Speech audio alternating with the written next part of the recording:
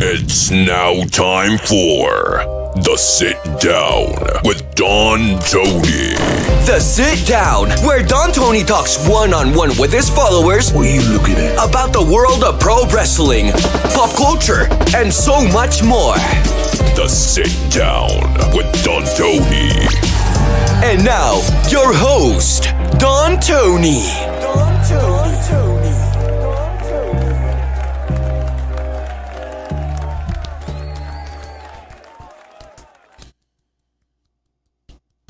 I tell you, Kurt Angle's looking jacked.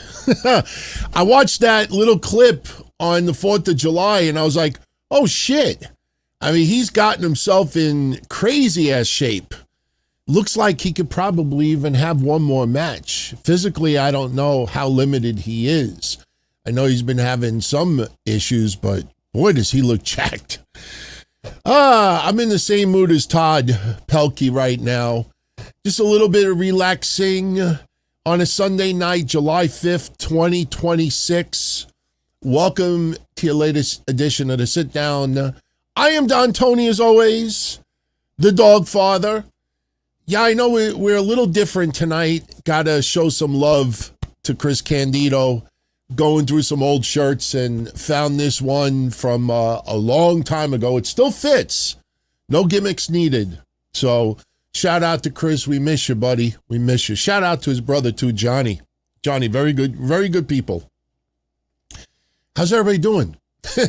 For those in the United States, happy 250th Independence Day. Very controversial, to say the least. You know, I was around 50 years ago when we had our 200th anniversary in 1976. Obviously, you didn't have the internet at that time. You didn't have social media. You didn't have a lot of what we have now.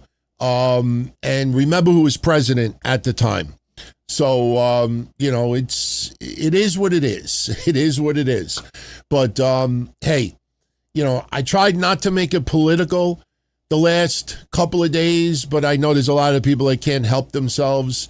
The funny thing is, I'm sure a lot of you have seen what we all knew the last couple of months. Liv Morgan, you know, she's got a new squeeze. I mean, you would have thought posting pictures the last 3 months wouldn't penetrate through the head. But because they post a picture of each other hanging out at the beach, I guess that makes it official in some people's eyes. But I tell you, the hate, the mega madness going after her MAGA boyfriend is insane, man. I tell you, you know, it's pretty wild what I see. It was kind of funny because if you saw the photo that we used for the thumbnail today. By the way, for everybody who's live, much love to you, everybody live, everybody in the archive. But which photo should we use? Should we use Kevin White? You know, do we use Kevin White or do we do a little bit of an extra play on words and we use Kervin White? We had a little R in there instead of Kerwin White, Kervin White. So I need to know. So we make it official. Do we use Kervin White or Kevin White? Everybody's saying Kevin White. We got some votes for Kervin White. For those that don't know the story behind this picture, let me explain the story behind this picture because some people obviously don't know. I put up yesterday the latest edition of This Week in Wrestling History. And it is a loaded episode. If you look at some of these pictures for the synopsis, you could see it's the 30-year anniversary this week of the NWO. Yeah, merchandise is coming out for it, by the way. I know a lot of people were fixated about the 30th anniversary of Steve Austin and Austin 316. The Scoops forgot that NWO turns 30 this week as well. Now they'll say, my sources tell me that WWE is planning blah, blah, blah, blah, blah, blah, blah. Then you had one of the original Forbidden Doors, the WWF champion at the time, Bob Backlund, taking on the NWA champion, Ric Flair. You had, obviously, Lex Luger body slamming Yokozuna on the USS Intrepid. The original Rock, Don Morocco, the Magnificent Morocco, the first ever King of the Ring winner. Unfortunately, we had some tragedies. Joey Morella died in a car accident. Adrian Adonis dies in a car accident. Believe it or not, a lot of you don't know about the motorcycle accident that Vince McMahon had many, many, many years ago. That's covered on this episode too. Ultimate Warrior's last ever match in WWE. Yes, you have the infamous D-Generation X's impersonation of the Nation of Domination, something you would never be able to do in 2026. That is a high-definition photo of the group at the time. Obviously, you had Muhammad Hassan simulating a beheading on The Undertaker. You know, Vince McMahon was quite controversial back on 4th of July week. Sabu and Rob Van Dam getting pulled over and arrested for drug possession. Then we get to the reason behind the Kevin Nash photo for this week. Here's a couple of more highlights for this week. Dominic officially becoming Dirty Dom. Tribal Court, the trial of the tribal chief. Anybody remembers that when Bo Dallas talked to Uncle Howdy? But then we had this. Goldberg taking on Hollywood Hogan in the Georgia Dome. This all happened this week in a history episode. Send for the Man, the story behind Send for the Man. If you ever watched, a lot of the Wrestle Crap videos, Keith Lee, double champion NXT, the rap battle between the Usos and the New Day, 10-year anniversary of the Broken Hardys battling it out. But then you see Chavo Guerrero. Chavo Guerrero with blonde hair wearing kind of like a white man's outfit. It was this week in 2005 that Chavo Guerrero Jr. on WWE television, on the 4th of July, I might add, denounced his Hispanic heritage and decided he wanted to be white. So he was now going to be known as Kerwin White. And there's a lot of controversy behind that gimmick because at some points he was willing to put on a white sheet. Did not happen. If it wasn't for the death of Eddie Guerrero, Lord knows what would have happened with Kerwin White. But that gimmick was very controversial because it was the idea of the 1%, the rich white people. That's what he was doing. He was mocking the rich white people of the world.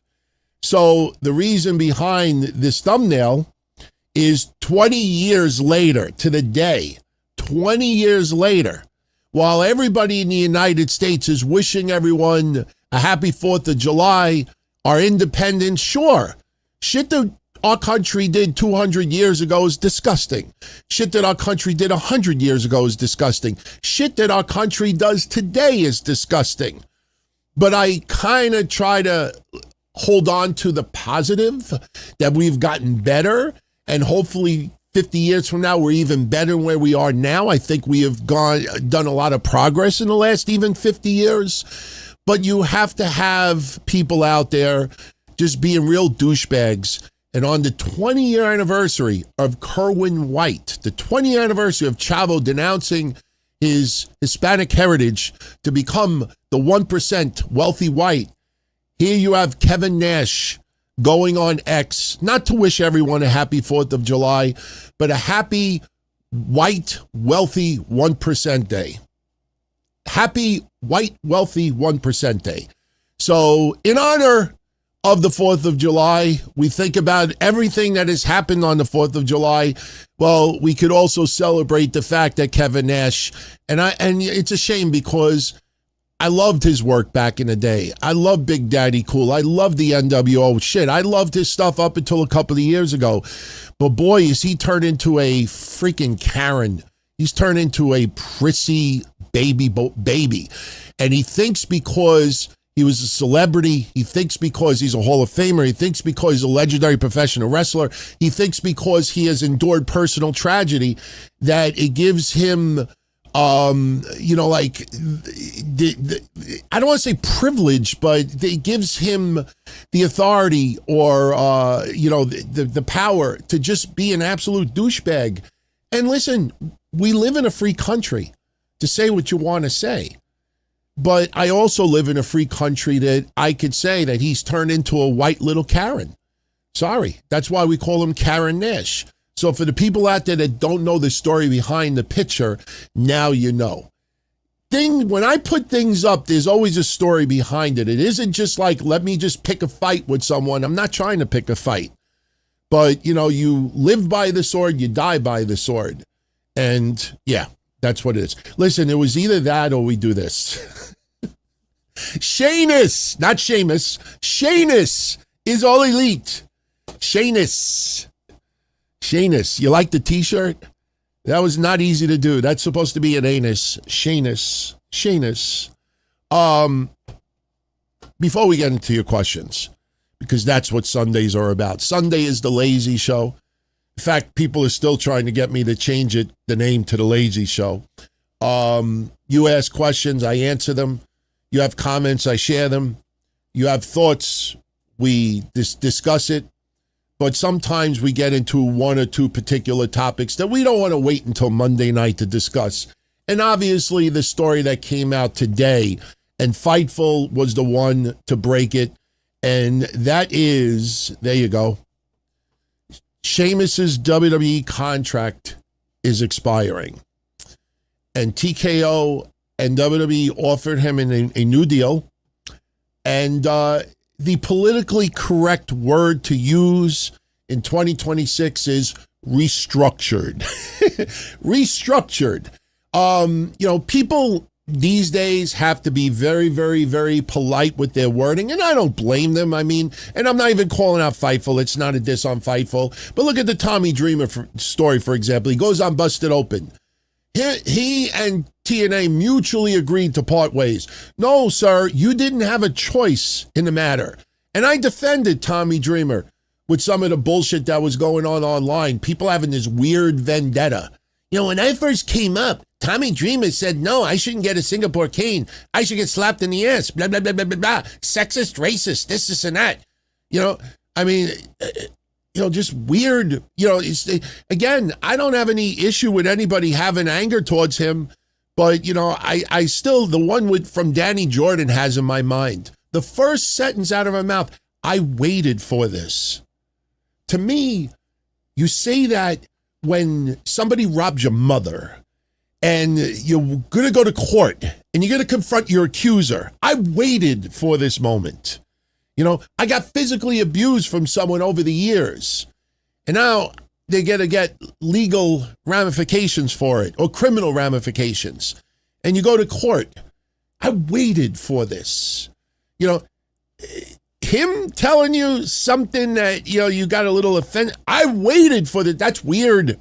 That's fucking weird. With that said, though, Tommy Dreamer Busted Open, blah, blah, blah, blah, blah, blah, blah, and everybody gives him a pass. Just like, him defending Mike Santana not winning the TNA title at Slammiversary 2025, and then his justification was, well, look at their next pay-per-view. Look at their next pay-per-view. They outdrew Slammiversary. And that was a lie. That was a lie, because we learned later on that it was 2,000 seats less, 2,000 less in attendance. And you could realize that when TNA were Bound for Glory, literally that night, and I still have the photo, and we brought it up last Monday, but when literally the same night as Bound for Glory, had this graphic waiting to show the world, and I think I have it. I should have it. Do I? Yes, I do have it. If you guys remember this was when Mike Santana actually did win the championship. We now know that was done in advance. They didn't know the exact number they were going to use, but they were going to make sure that number was higher than Slammiversary to basically say, you see, we didn't fuck up. We got even more people in Bound for Glory. And that was to cover his ass because he fucked up because Mike Santana didn't get the championship in New York. And yes, that's all opinion. That's all opinion. But when he said that on Busted Open, when we know that the attendance was 2,000 less than that, does anybody on Busted Open call him out? Tommy, hey, you're a co-host. We love you and everything. But Tommy, that the number came out later was a lot less. Nobody fucking says a thing. Next week, when we do the history show, you're going to love couple of clips we play from Tony Khan. And I've been very, very good towards Tony Khan the last year. I'm also very, very fair. Next week, you're going to learn the two clips, and you will understand why all the numbers that are put out there, from pay-per-view buy rates to max numbers to, it's all hearsay. It's all hearsay. And I have audio of Tony Khan talking to TMZ, talking last year about All In Texas, and it was lies. I have him talking to Yahoo Sports on audio. And not only did what he said was a lie, but Yahoo Sports followed it up with an article posting ratings information that was a lie. And then you got places like WrestleNomics and others that repeat it and repost it. Not their fault. They're basing it on what other people say, and it spreads and it spreads. And then you realize at the end of the day, every fucking number that comes out, with the exception of Nielsen, every number that is put out there is hearsay. It's hearsay. You think the pay-per-view buy rate, that's the exact number? Says who? You start looking at all these numbers. I'm telling you, I'm not wishing any doom and gloom for AEW. I think that they're doing excellent right now. I think the vibe as far as the locker room is tremendous, and it resonates on television. I like how they're starting to tighten things up. I have a lot of good to say about AEW. I do not wish their demise. But if it ever does have a demise and a documentary comes out there, you're going to realize that all this shit that's been put out there is hearsay. It's based on what people are telling you. No research, no facts, no financial records, no nothing. The only time you ever get a precise number is when the town where All In Texas took place, and they reveal, oh no, this is how many people hit the turnstiles. And you're like, wait a minute. WrestleTix said 31,000 people or 27,000 people. It was only 21,000. What happened to the other 6,000? And then you say to yourself, you're trying to tell me that 6,000 people spent on average $100 a ticket and decided not to show? And then you have people that'll say, oh, well, it's scalpers. It was scalpers that snatched it up and this and that. And then you go back and you look at the stories when tickets were up for sale, and you realize this is just based on what people want you to believe. And since AEW is not a publicly traded company, and with all due respect, and I'm sorry for saying this, I mean this sincerely, I am sorry for saying this, because Tony Khan to me is still, a rich kid, at heart, but, someone that believes anything that he hears. I heard the max numbers with this. I heard this. I heard this. I heard we did this. I heard. It's nothing is based on facts. Somebody says something and it sounds good, he runs with it because there's no stockholders to answer to. The only person he answers to is Daddy. That's it. That's all he answers to. And then you hear, even like, what did the story that came out this week that Paramount had no issues of Will Ospreay saying this or doing this? Paramount don't own fucking Warner Brothers Discovery yet. You think Paramount executives, before they actually get the keys to the house, is telling people in the wrestling media world, oh, we're fine with this. We're set with this. We're okay with this. That's fucking bullshit. And that's how it goes. So now we get to Sheamus. The polite thing is TKO wanted to restructure his contract. A lot of you want my thoughts, and I'm going to share a couple right now. Sheamus has had a Hall of Fame career in the WWE. Sheamus is close to 50 years old. I totally understand when TKO is making record profits, insane amounts of cash, and then people are like, why are you offering 50% cuts? You're making, it's the same shit as the pandemic. Why are you releasing people when you're making record profits? Remember that during the pandemic? Again, welcome to the world of a publicly traded company. TKO has to answer to stockholders, investors, advertisers, the networks, the production, all the people they do business with. They don't answer to WrestlingSchmuck.com or NaiveMark.net. All right? I don't agree. I don't like TKO. I don't like any of the executives there. But I try to understand it. Look at the Braun Breaker story this week. We were the only people online to tell you the truth why Braun Breaker's head was blurred. You look around online and everybody is vilifying WWE. Even to the extent that you had wrestling news sites saying, this is not a Netflix call. This is a WWE call. That is 100% lie because they want to push a certain narrative. All right. I don't like TKO, but I try to understand business and smart business. And the fact is that TKO is dealing with a guy that's approaching 50, very popular guy, but he's approaching 50, has been quite injury prone, has been dealing with spinal stenosis that we thought he was going to retire years ago. And how much money do you think he is going to command? A guy at his stage of the game is going to command 7 digits. And TKO is looking at this and saying, for what? For what? We're going to put him on Raw?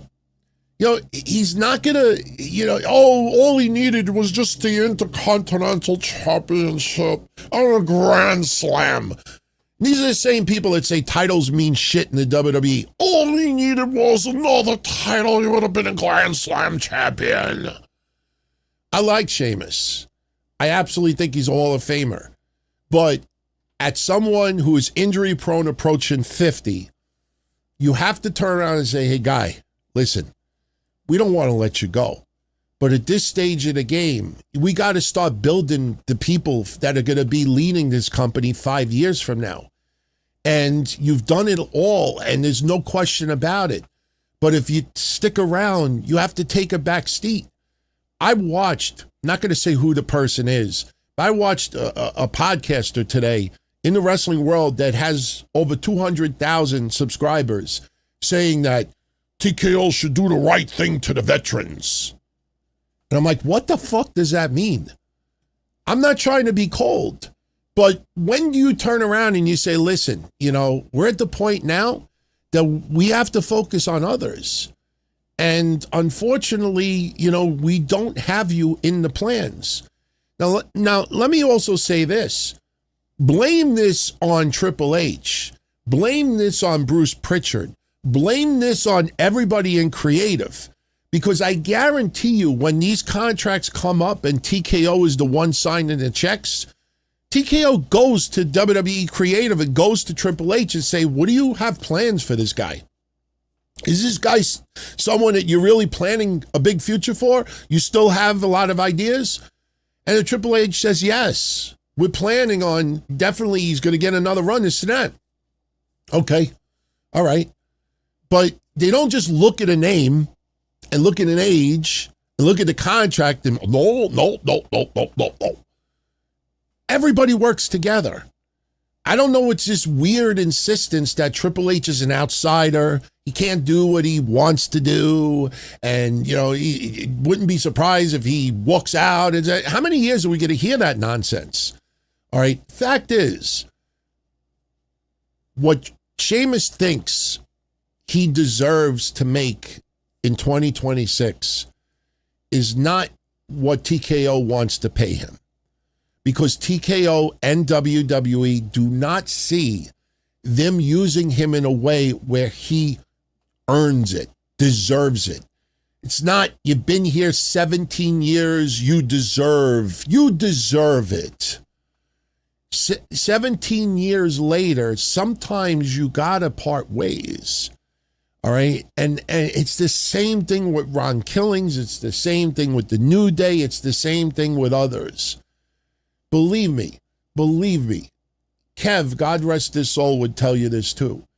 We were so angry when WWE not only cut ties with Cross, but the used car salesman bullshit they tried to pull with Scarlett. telling Cross, yeah, sign the deal.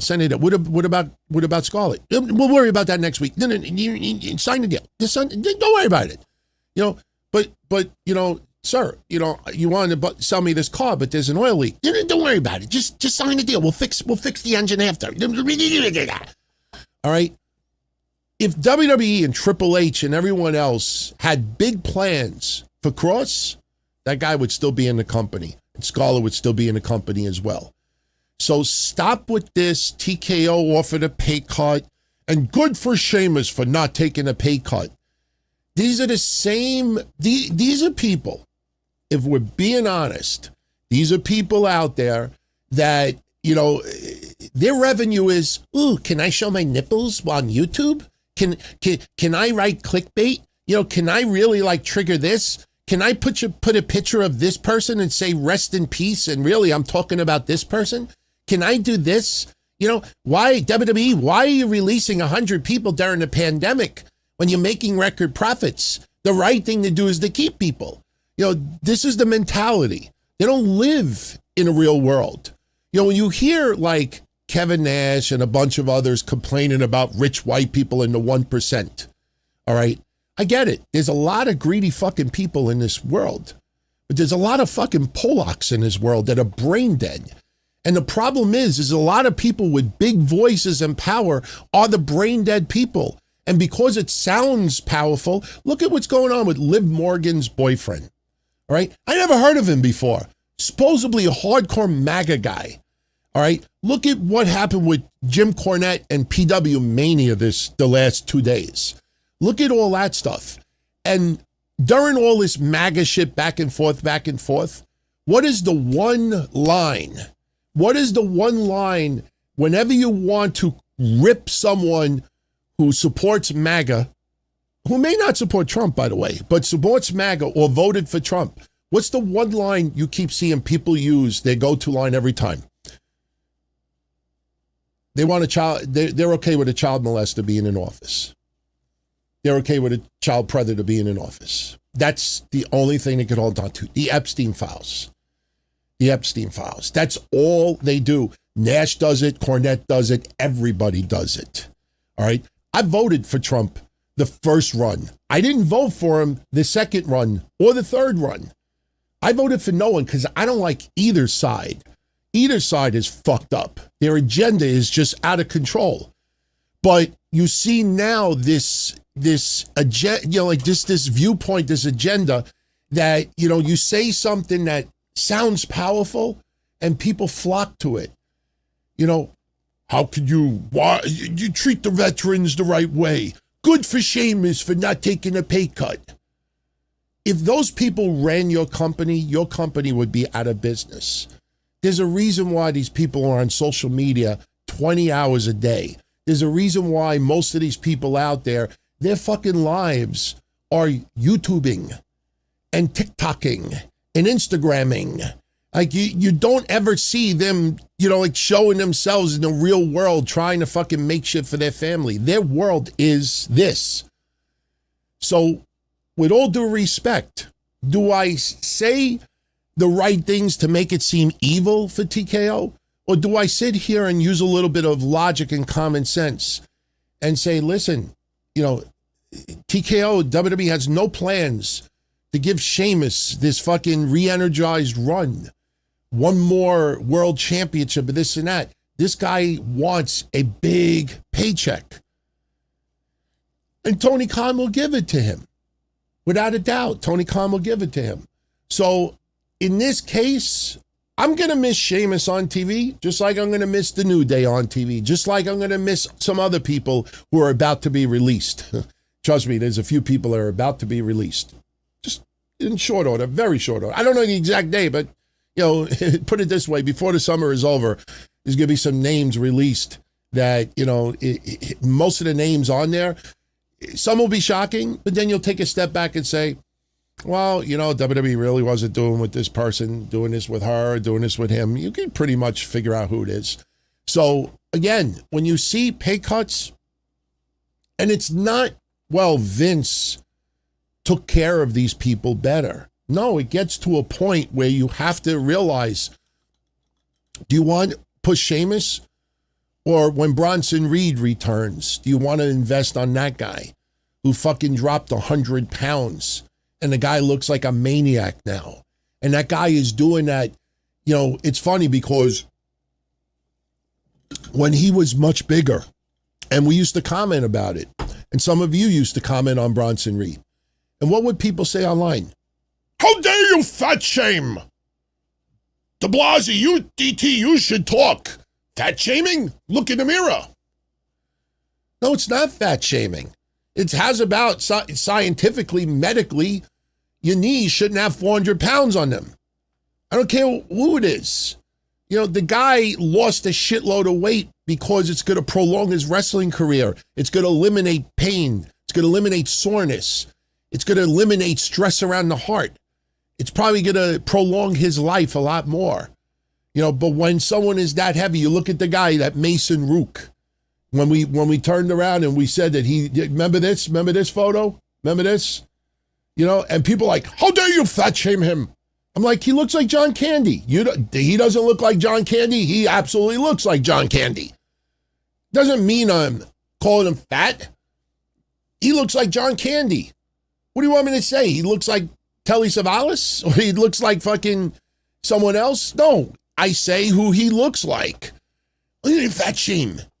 You know, you think it's healthy? You think it's healthy that I'm 265 pounds, 270 pounds? No, it's not. You know, I struggle. A lot of people struggle.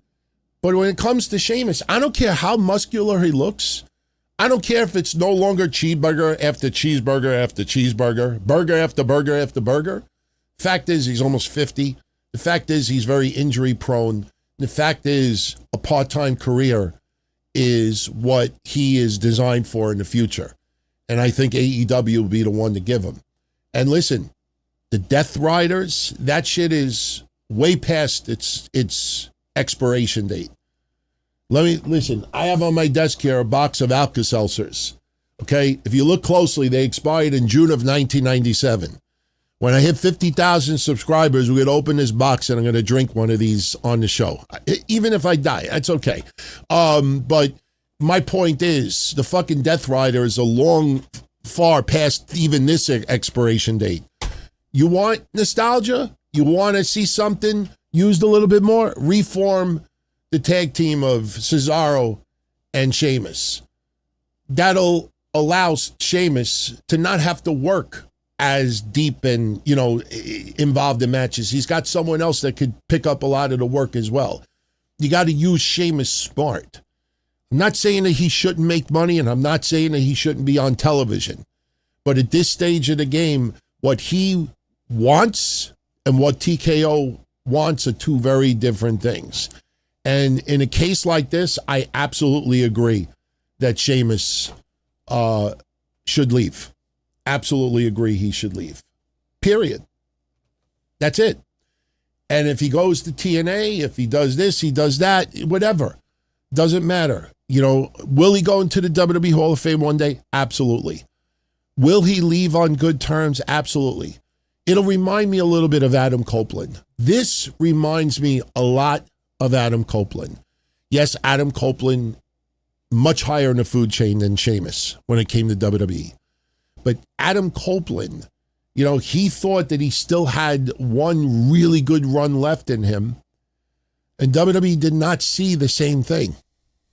WWE was not going to invest in Adam Copeland the way Adam Copeland wanted to do it. So what happens? WWE and Adam Copeland part ways. Of course, Adam Copeland working for AEW has to give the impression that AEW is the greatest thing ever, because that's his employer. You expect him to say that. There's nothing wrong with him saying that. That's not a diss on WWE. But what's happening to Sheamus, it is identical. And ironically, who is Adam Copeland's final opponent in WWE? Sheamus. So I appreciate, we'll talk about it a little bit more tomorrow. If there's any more information that I learn about it, I will definitely share it with all of you. But at this stage of the game, I personally feel it is time to move on. It is time to move on. So, all right. What else? Oh, I just wanted to share this. I see a Sheamus super chat came in. I posted this on Patreon Thursday. Some people got a kick out of it, so I figured I'd share it here. I was in my office on Thursday morning, and one of my customers came in, and he's an elderly man.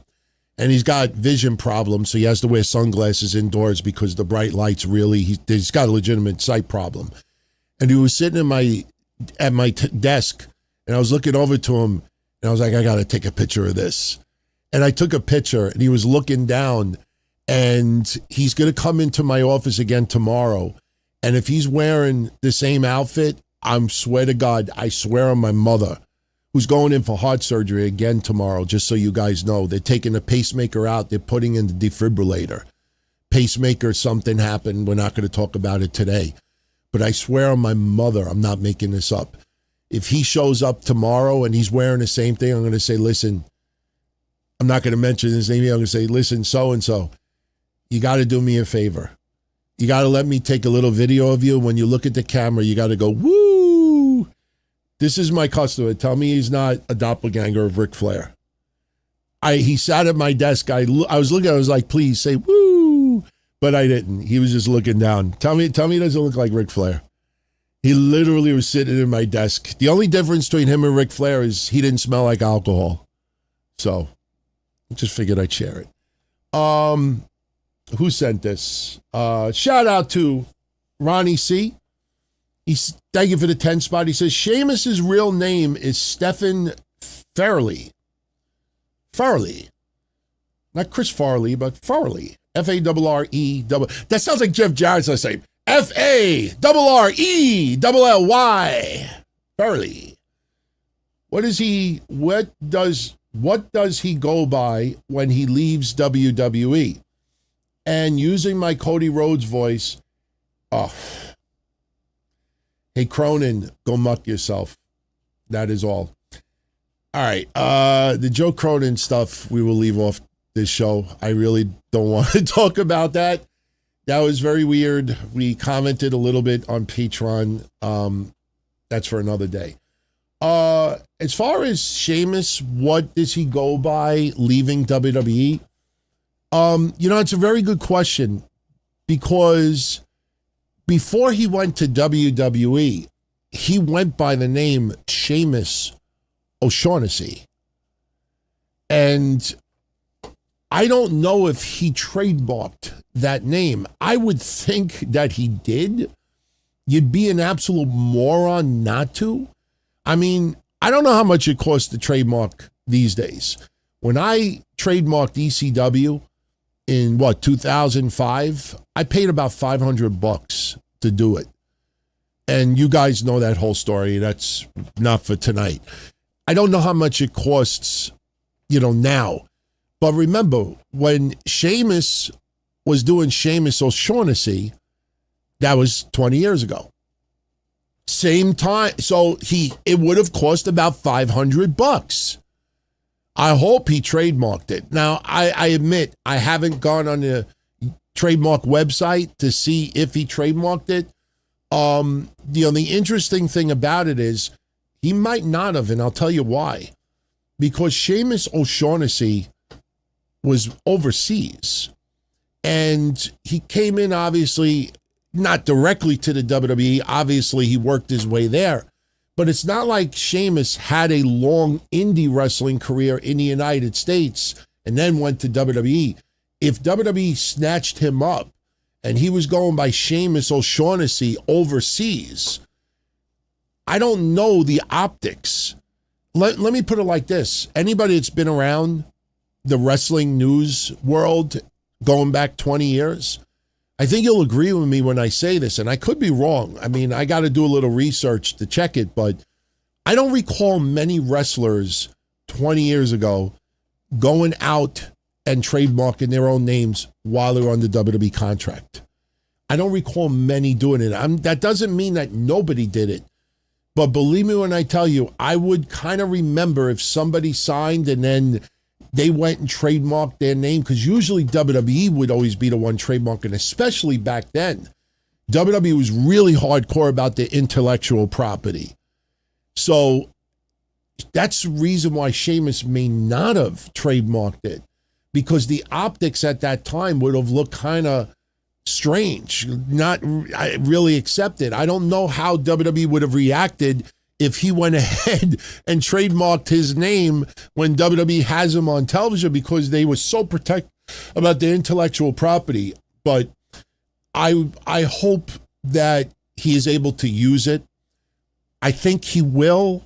I don't think WWE will give him a hard time with it unless WWE flat out owns it. But he used Sheamus O'Shaughnessy prior to WWE. So if he has any rights to it, I think that's what it'll go by. Listen, even if he comes in and they say, look, obviously I made a funny with this, but even if they wrote Sheamus O'Shaughnessy is All Elite, that doesn't mean that whenever he's in the ring, you have to use the last name. Look at Cody Rhodes. When he first was in AEW and you had a little bit of that trademark issue with WWE, we learned after that Cody was allowed to use Rhodes, but he still kept using Cody. But yet Brandy used Brandy Rhodes. So, I truthfully believe that there was issues at that time, because it was stupid if Cody was like, don't use Rhodes, but you could say Cody and Brandy Rhodes.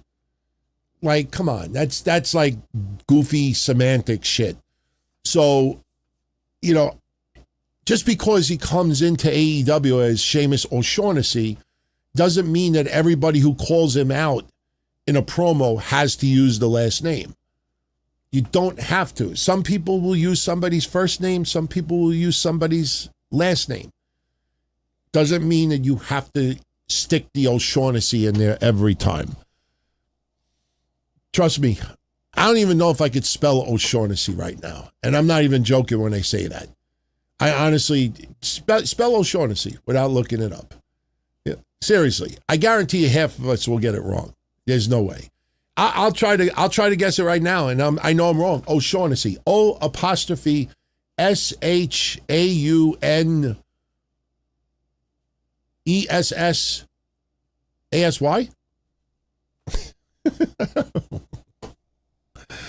All right, so that's it.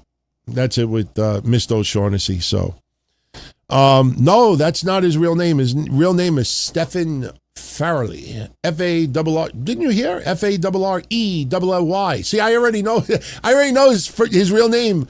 This is God honest truth. His entire run in the WWE, I never knew his real name. I literally today, when I looked it up, I was like, I don't ever recall ever seeing his real name. Stephen Farrelly. F-A-R-R-E-L-L-Y. Farrelly. You kind of hear like Jeff Jarrett's music in the background. F-A-L-L-E-R-R-Y.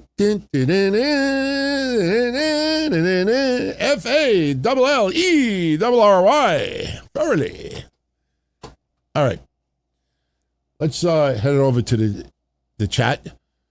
Shout out to, by the way, started updating our channel members list. So you'll see some new names on this list. For some that are no longer on the list, I appreciate your past support. Much love. Come back anytime you want. The pool is open. The water is warm.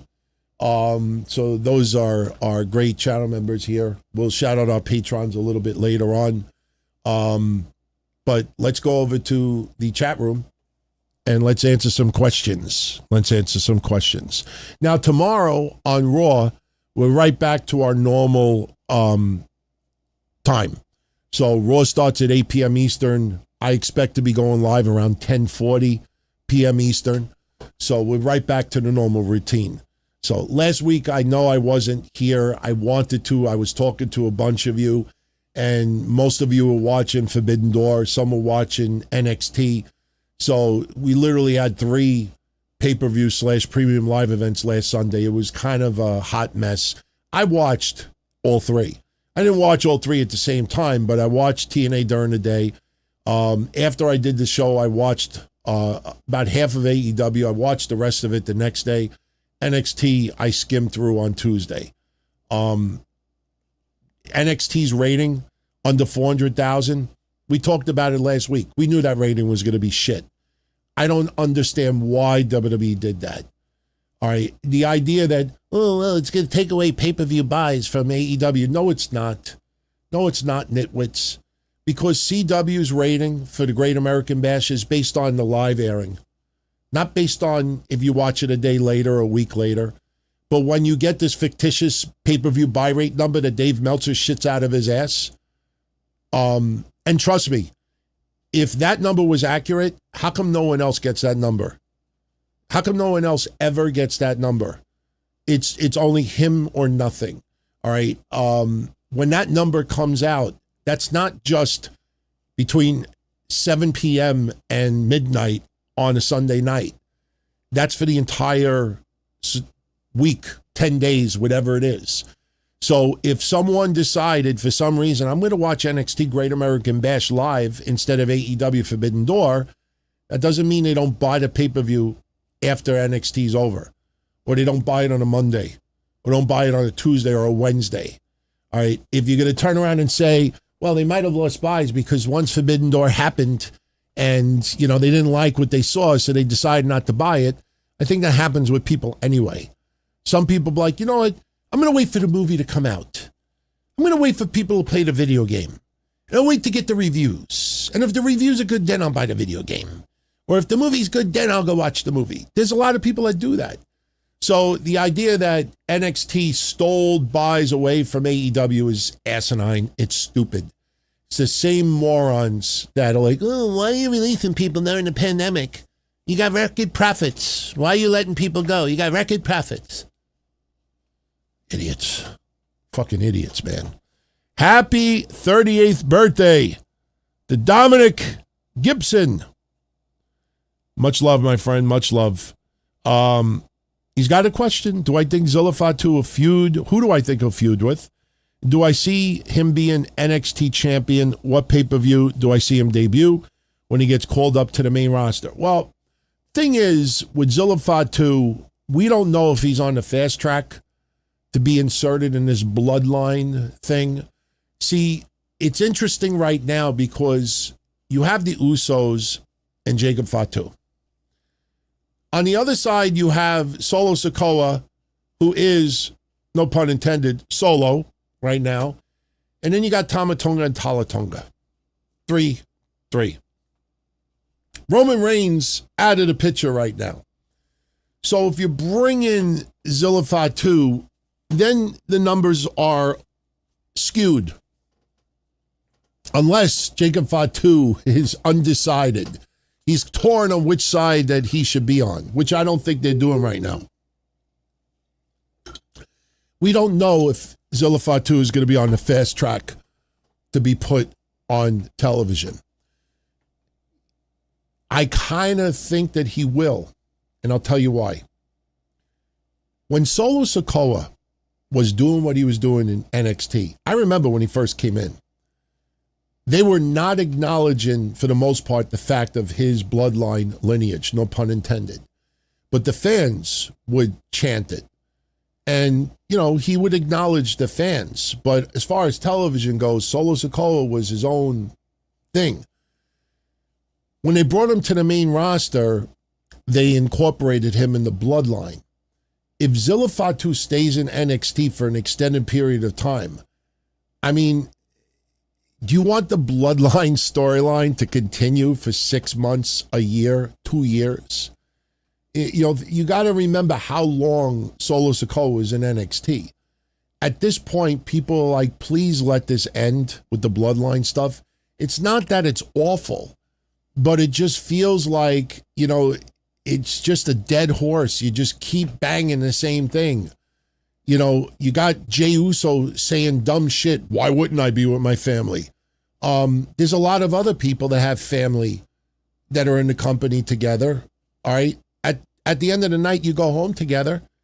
In some cases, you do suki together. You break bread with each other. Doesn't mean that you're going, you know, your separate countries. You know, but his thing is you got to be on TV together. Was it separation anxiety? You know, so the idea, why wouldn't I be with my family? Well, you don't have to be fucking in a storyline, you know, for to infinity. This bloodline thing was spectacular a couple of years ago.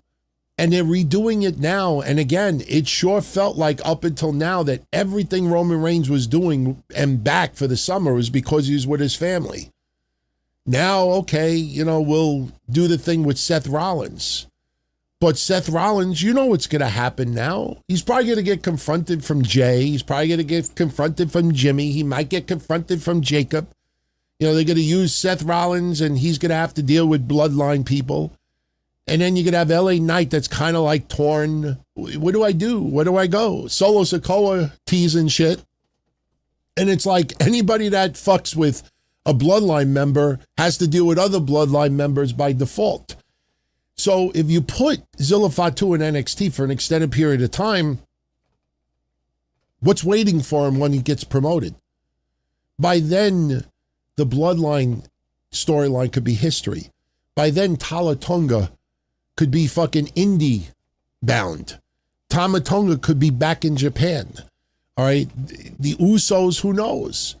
You know, so I personally think if you're going to incorporate Zilla Fatu in the bloodline, you got to put him on the fast track. Put him on the fast track. Use him like you did with JC Mateo. JC Mateo didn't have no NXT run. It was just boom on TV. Look at Tonga Loa. Tonga Loa didn't have no NXT run. It was boom on TV and that's it. So if you're going to use Zilla Fatu in the bloodline, put him on the fast track. I don't think you should put him in NXT. And if you put him in NXT, you know, it's going to be for a very short period of time. So do I see him be an NXT champion? No, I don't. I mean, at this stage, the way the roster is in NXT, anybody could be champion right now. I just personally think Zilla Fatu is probably going to be brought in more for the bloodline than anything else. And I think having a world championship under his belt is not a big deal with this. So no, I don't see that. And I don't even see, you know, as far as debuting at a pay-per-view, you could have him debut at NXT Heatwave if that's what you want to do. But personally, I would put him on the fast track and put him on television if they're going to use him with the bloodline. But remember, if they're not planning on incorporating him in the bloodline, you put him in NXT for an extended period of time. What the hell did you do with him once he goes to the main roster? What do you do with him? You know, is he going to have an entirely different gimmick? Is he going to be associated with these guys? I think by then it would be like, oh no, you know, I don't want to use this term. Oh, I don't want to use this term. This is a horrible term to use, but fuck it. I can't think of anything else right now. You know, right now the bloodline has had a lot of success. Even the NWO had a lot of success. But after a while, it's just jumping the shark. And it's kind of like at some point you're like, all right, end this. All right, we've milked every little bit out of the cow. You know, there's no more milk to take out of the nipples. They're like, we got to move on. All right, we've done everything we can, got to move on. And it's kind of like cancer cells. Like, just when you think that you got rid of all the cancer, what happens? Suddenly, a whole bunch more pop up. So just when you think this whole bloodline thing is all, oh no, another Fatu. Another Fatu. Another Fatu. And the next thing you know, Roman Reigns' kids are 19 years old. Another Fatu. I'm surrounded by Fatus. You know, like, I'm not comparing them to cancer. I'm just saying, like, just when you think you eradicated something, or it's like a fire. Let's use a fire. Fire is better. Fire. I almost wore this shirt tonight. My legendary, if I could fucking learn how to fold, my Road Warriors Beavis and Butthead shirt. Yeah. Let's use fire. Or, you know, let's do like birthday candles. Like those rigged birthday candles. Just when you thought you blew out all the candles, boop, here comes another one. Motherfucker. Damn it. Tonga. Tala Tonga. Tonga Loa. Jason Mateo, Zilla Fatu, holy shit, he's back. Like, blow out the candles already. You know, the funny thing is, like, whenever, and this is true, whenever, like, I had a birthday cake when I was younger, this is God honest truth. I could bring my wife in and she'll tell you it's true. Every time they try to do trick candles on me, soon as I see it's a trick candle, what do? You think I sit there like an idiot and go, no, I take the candles and I shove them upside down in the cake. That's it. Or you put them in a glass of water. That's it. You don't sit there and go, these candles don't want to stop. I keep blowing, they don't want to stop. Just turn the motherfuckers upside down. Done. So I put Zilla Fatu right on the main roster. Plus, you know, I'm not trying to say this to be a jerk. Let's be honest. You've seen Zilla Fatu. Guy could work. But do you look at him and be like, that's a future WWE Undisputed Champion? No. Outside of Roman Reigns, and even we didn't expect Jey Uso, you look at the whole bloodline. You're like, Jacob, I see. Jacob, I could see it. But outside of Jacob Fatu, I don't care if it's Tonga Loa, Tala Tonga, Tonga Tala, Tala Taffy Tonga, Laffy Daff Taffy Tonga. I don't care who comes in. They're bringing these Fatus, and you say to yourself, is that a future undisputed WWE champion? No. Solo Sikoa. Don't forget, it was 2 years ago now that Rikishi and I think Jonathan Coachman both said that Solo Sikoa, before the end of 2025, will be World Heavyweight Champion. For what? WWE 2K26? My league? Like, no. As much as I like Solo Sikoa, I don't see him undisputed WWE champion. I don't see that with Tala Tonga. I don't see it with Zilla Fatu. So you bring him in, and why? Because he's the son of Umaga. He's the son of Roman Reigns. He's the son of a plumber. He's the son of a bitch. No, bring him in because you think you can make money with this guy. So, all right. No, this is the truth. This is true. I went out to dinner tonight with my wife, and I had a apple martini, and then I had a double espresso with Zambuca, literally about an hour ago. And the Zambuca kind of like, you know, plus, you know, medication when it probably didn't help, you know, even though I kind of like took them an hour apart, but whatever. No drugs, you know, no illicit drugs. I don't do illicit drugs. No. And this is sparkling water, by the way. Jim Kahn says when the bloodline reformed this year, he was so over the bloodline. Should have made Jacob the champ to lead the bloodline.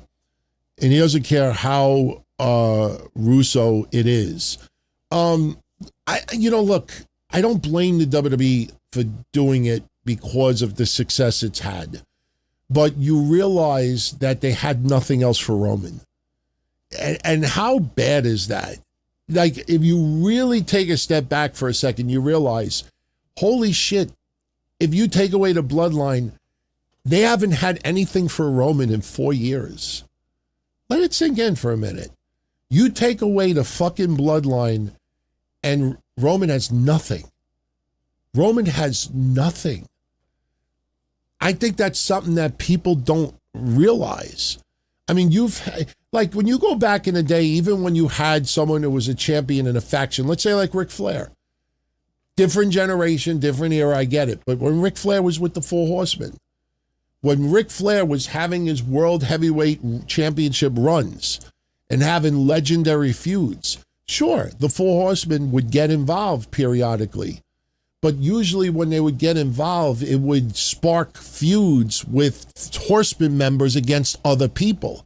And they would branch out, and you would have like Tully Blanchard versus, Magnum TA or this person on, and Ole versus this team, and this. It would be done by design to set up more feuds. Here, it's just like Ric Flair could do it on his own, and did, even though he was in a faction. Roman, you take away the bloodline, and he has nothing. The last 4 years, nothing.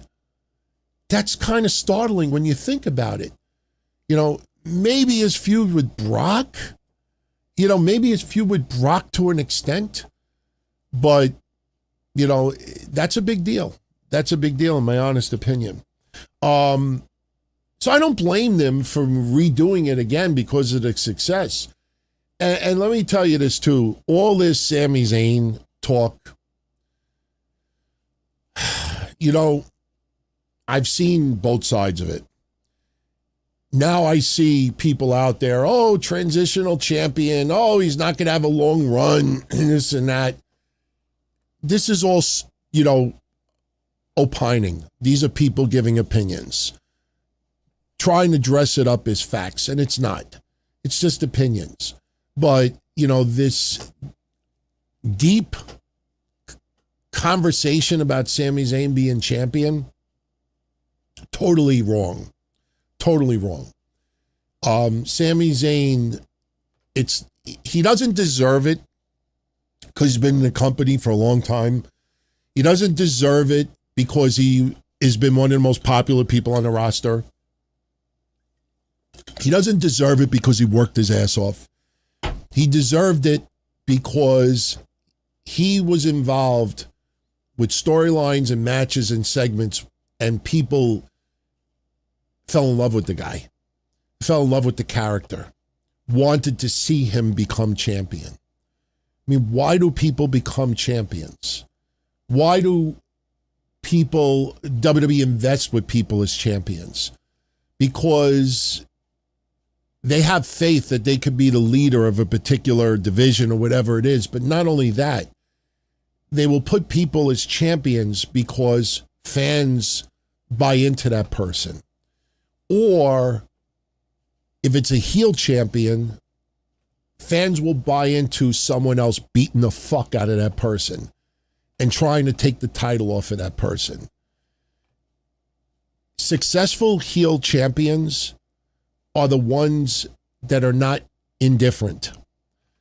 You can have champions that are indifferent, all right? But you also had champions that were heels that no one would buy their merchandise, but people would pay money to hopefully see this person take the title off of that person. It's the opposite of indifference. Sami Zayn is not someone of indifference. Fans always wanted him to be champion. It's not the kumbaya where he can just celebrate with the fans every week. I like this promo. 3 years ago, people were crying, saying that he should become champion. I remember that. When he was going to fight in Elimination Chamber against Roman Reigns in Canada, there were people out there that were convinced he's going to finish his story. People, it wasn't that people they were in the know.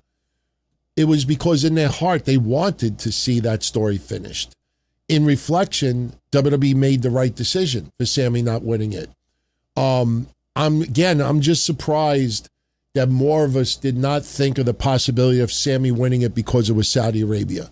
Because if you remember a year and a half ago, we always said, I think Sami will win the championship in Saudi Arabia. And I wasn't the only person said, a lot of people said that. And again, I am angry at myself last week for not realizing why Jey Uso was definitely going to lose King of the Ring. The minute, and for those that don't know what I'm talking about, I talked about this last week on the other shows. I should have realized last Monday that the minute we learned Roman Reigns was not going to be in Saudi Arabia, just think of the optics. The fact that they're back together as a cohesive unit, that they walk, eat, sleep, shit together, even take baths together. That the minute we learned that Roman Reigns was not going to be in Saudi Arabia, what optics would have it looked like if Jey Uso won King of the Ring? Whether Brock interfered or didn't, what would have been the optics that Jey becomes King of the Ring and Roman is not there to celebrate with him or to be there, just to show up on the ramp, whatever it is. The minute we learned that Roman Reigns was not going to be in Saudi Arabia, that would have been the moment. Because just a picture, even social media, Roman.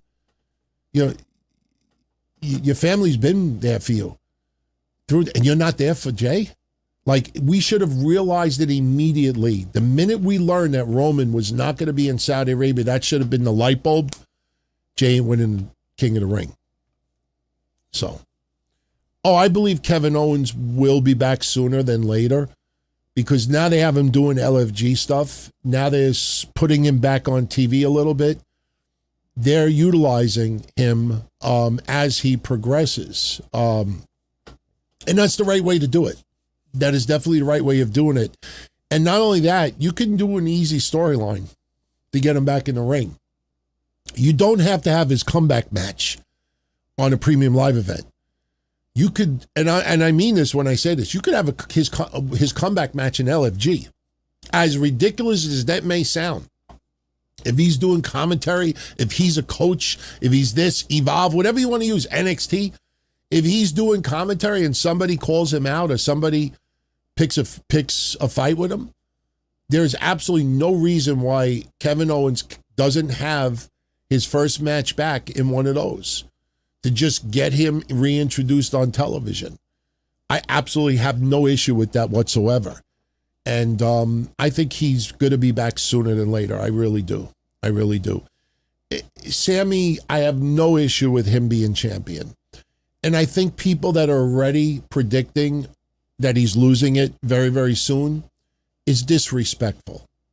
It's disrespectful because, this is someone that, it's not Cody Rhodes with the title.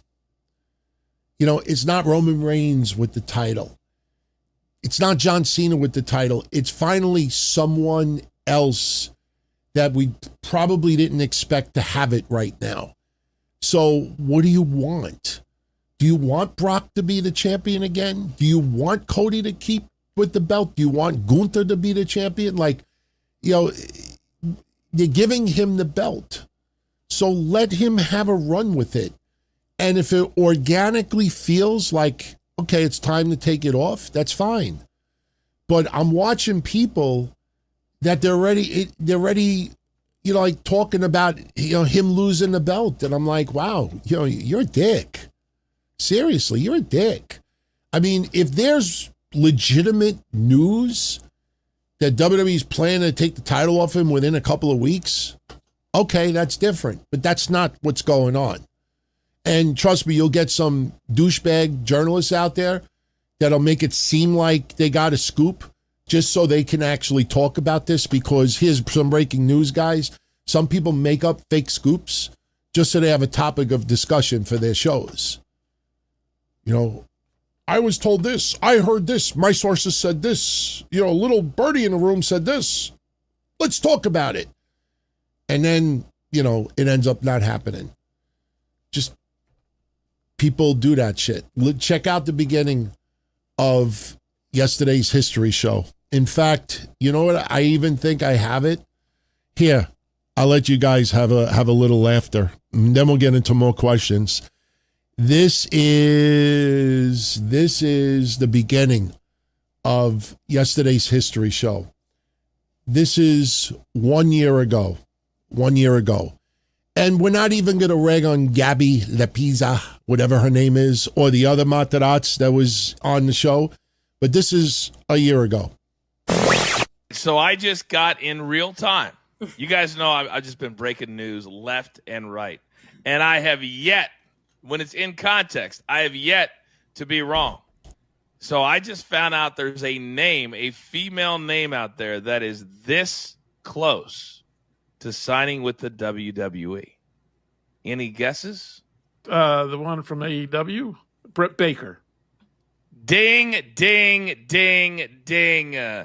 Gone from AEW. Close. My sources keep coming to your boy. Interesting.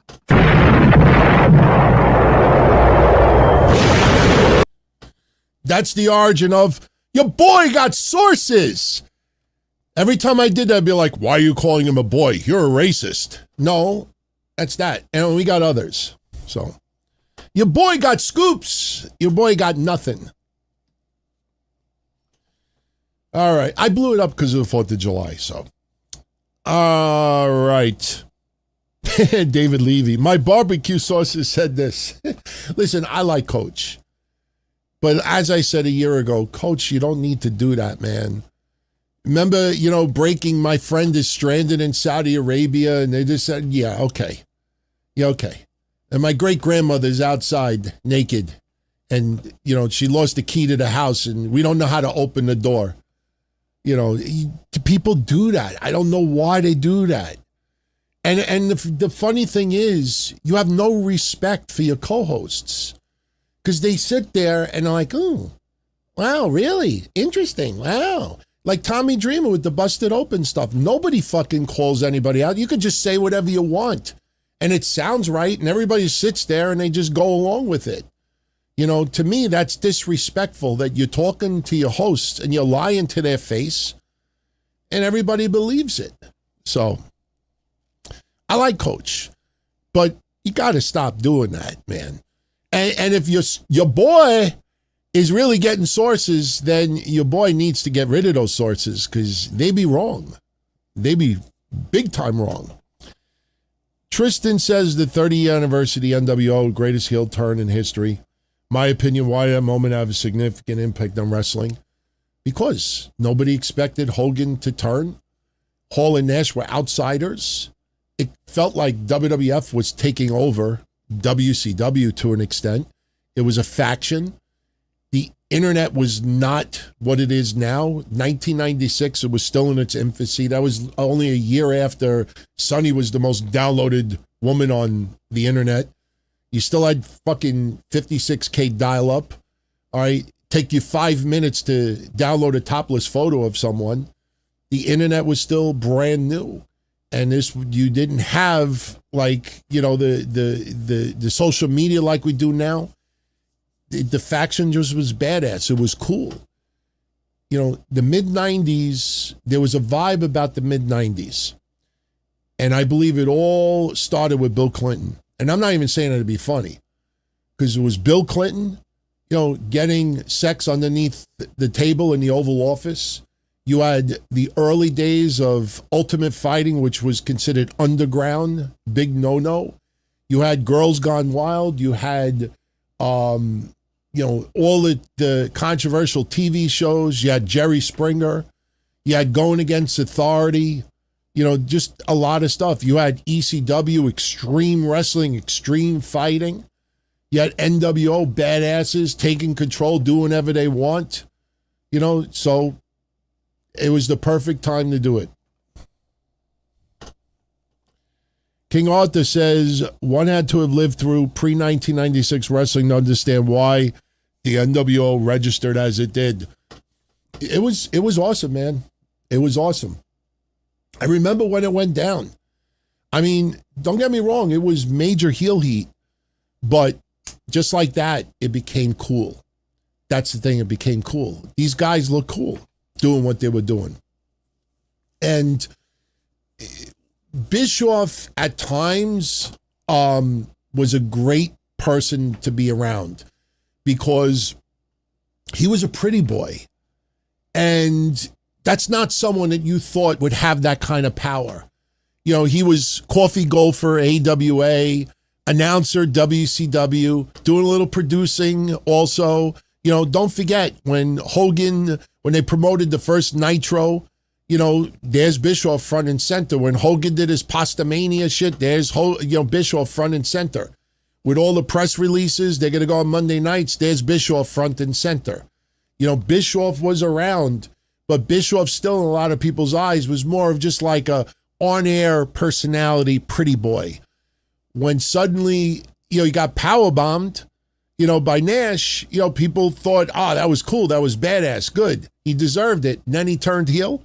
He was the perfect person for that role because that's someone that you just got under your skin. And you wanted Pretty Boy to get his hair cut. You wanted to see him get slapped. And then he became cool also. But then, obviously, it went too far. I'll never forget when he had the motorcycle in the ring. And he said, it's good to be king. To me, that's the beginning of the downfall of Eric Bischoff in WCW. All right. Funny you say that, LV Aces. It's funny you say that. I have people asking me every year, what's my favorite year in wrestling ever?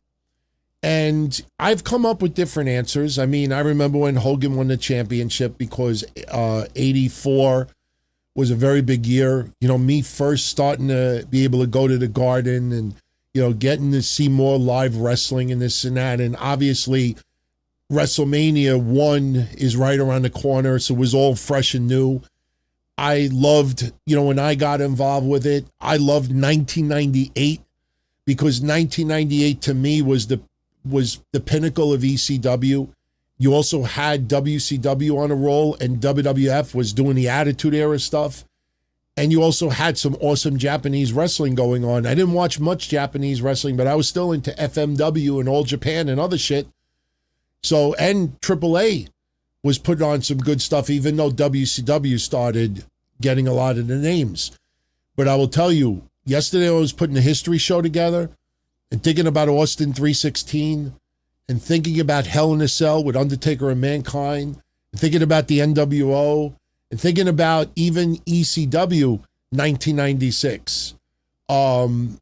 That's the year when Brian Pillman came in, House Party 96. What was the other one? Oh, there's so not Living Dangerously, WrestlePalooza 96. Looking back on it, I think 1996, when everything is said and done, might be my favorite year as a wrestling fan of all time. Because so many huge moments happened at that time, and it was such must-see TV. I get it. Mick Foley, The Rock, This Is Your Life, an unbelievable rating years later. Wrestling ratings combined peaked a year or two later. All right, I get it. But later on, it peaked even bigger. But I think 1996 overall, as far as being a wrestling fan, I think it's got to be at the top of the list. Because you couldn't wait for the next show to come on. And there was so much that you never saw before. You never felt it before. You never saw the Attitude Era in the WWF before. And you have the Attitude Era morphing before your very eyes. And at the same time, you got Austin doing, you know, he's morphing into Stone Cold and the NWO and everything else going on. And ECW is still on fire. To me, it clicked on all cylinders. 1996 might be my favorite year of all time. Overall. As far as everything wrestling, like I don't recall watching anything on TV that I didn't like. I think 1996 is that year. V says WCW and WWE were the best when they were competing with each other, never to be done again. Oh, no. I think we will see I think one day we will see AEW versus WWE, Raw or SmackDown on a regular basis. I don't know when. I don't know if it's a good idea, to be honest with you, but I think that's coming. I think that's coming down the line. I think, you know, when TNA did it, we did, you know, this is the one thing about doing shows for so long. You go check out in our archives, the Don, Tony, and Kevin Castle show. We covered that in real time. Not only did we cover the night that they went head to head, but we talked about it weeks before. So you get the vibe and you get the energy and excitement of what was coming. And yes, we've kind of felt nostalgic like the Monday Night Wars. And believe me when I tell you, when TNA went to Monday nights, you know, although it ended up being somewhat of a, I don't want to say a disaster, because their numbers were still okay, but there were obviously no competition to WWE whatsoever. But the thing is, at that time, you still channel surfed. I definitely channel surfed. I think I had picture in picture at the time when I was watching TNA, Impact, and Raw head to head. But I do believe at some point AEW will go head to head with WWE. I'm not saying that one is going to win or one's going to lose. I'm not going to go there. But I think that will happen again. It won't feel the same. it won't feel the same, because the thing is, when we watched Raw versus Nitro, you did not have the internet like it is now. Believe me when I tell you, you guys got to watch. If you're younger and you never lived through like 33.8 modem and 56K modem, you have to go on YouTube and search somebody's channel and watch them simulate of what it was like to go on the internet in 1996. Just watch it. I'm not kidding. I literally, to download one song would take 3 to 6 minutes. You literally wanted to download a naked picture of someone, it would literally take 45 seconds to 3 minutes to download one picture. How many of you remember downloading a naked picture of someone, and as it's downloading, you see like the bottom picture come up, and then you see the top of the picture come up, and just like, yeah, more. And then it's like, you would get bits and pieces. You wanted to download, you couldn't watch movies online. That's why when WCW, we just covered this on a history show 2 weeks ago, when WCW did pay-per-listen, I loved it. And I thought they totally dropped the ball on that. Because at the time, you had Real Media. Anybody remember Real Media, RAM files? The technology was not there to watch video, good quality videos, so they were doing just audio simulcasts. They had pay-per-listen. You paid whatever it was, I don't know, it was $5 or whatever, but you would hear a WCW event, and you would just be the audio only. So at that time, just using the internet. So when you watched Raw, you watched Nitro. You went on a Prodigy chat afterwards, but you didn't have this social media where you tweet and thousands of people like it and retweet or respond or post this or this or that. You didn't have any of that. You'd be lucky if you were in a chat with 20 people. And even that technology was pretty awful. So you didn't have dirt sheets like it is now. Meltzer was around. Keller was around. Other people were around. I started my hotline in 1997.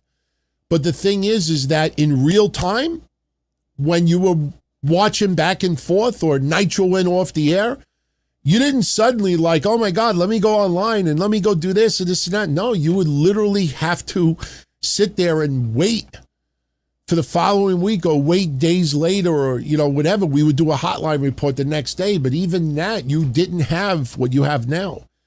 So that part of it, you'll never get back. Because now everything is instant.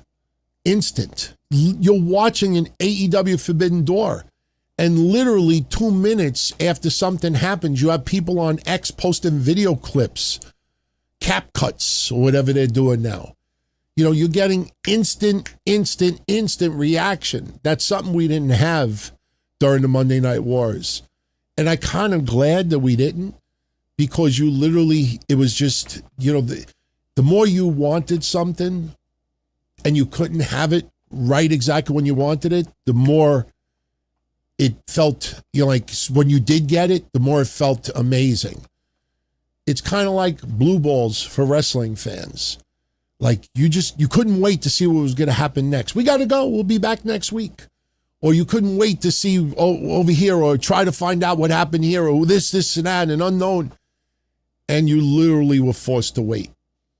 And, when you finally got that payoff, more times than not, it was a good payoff. So, do I think the 90s was the greatest era in wrestling history? Probably.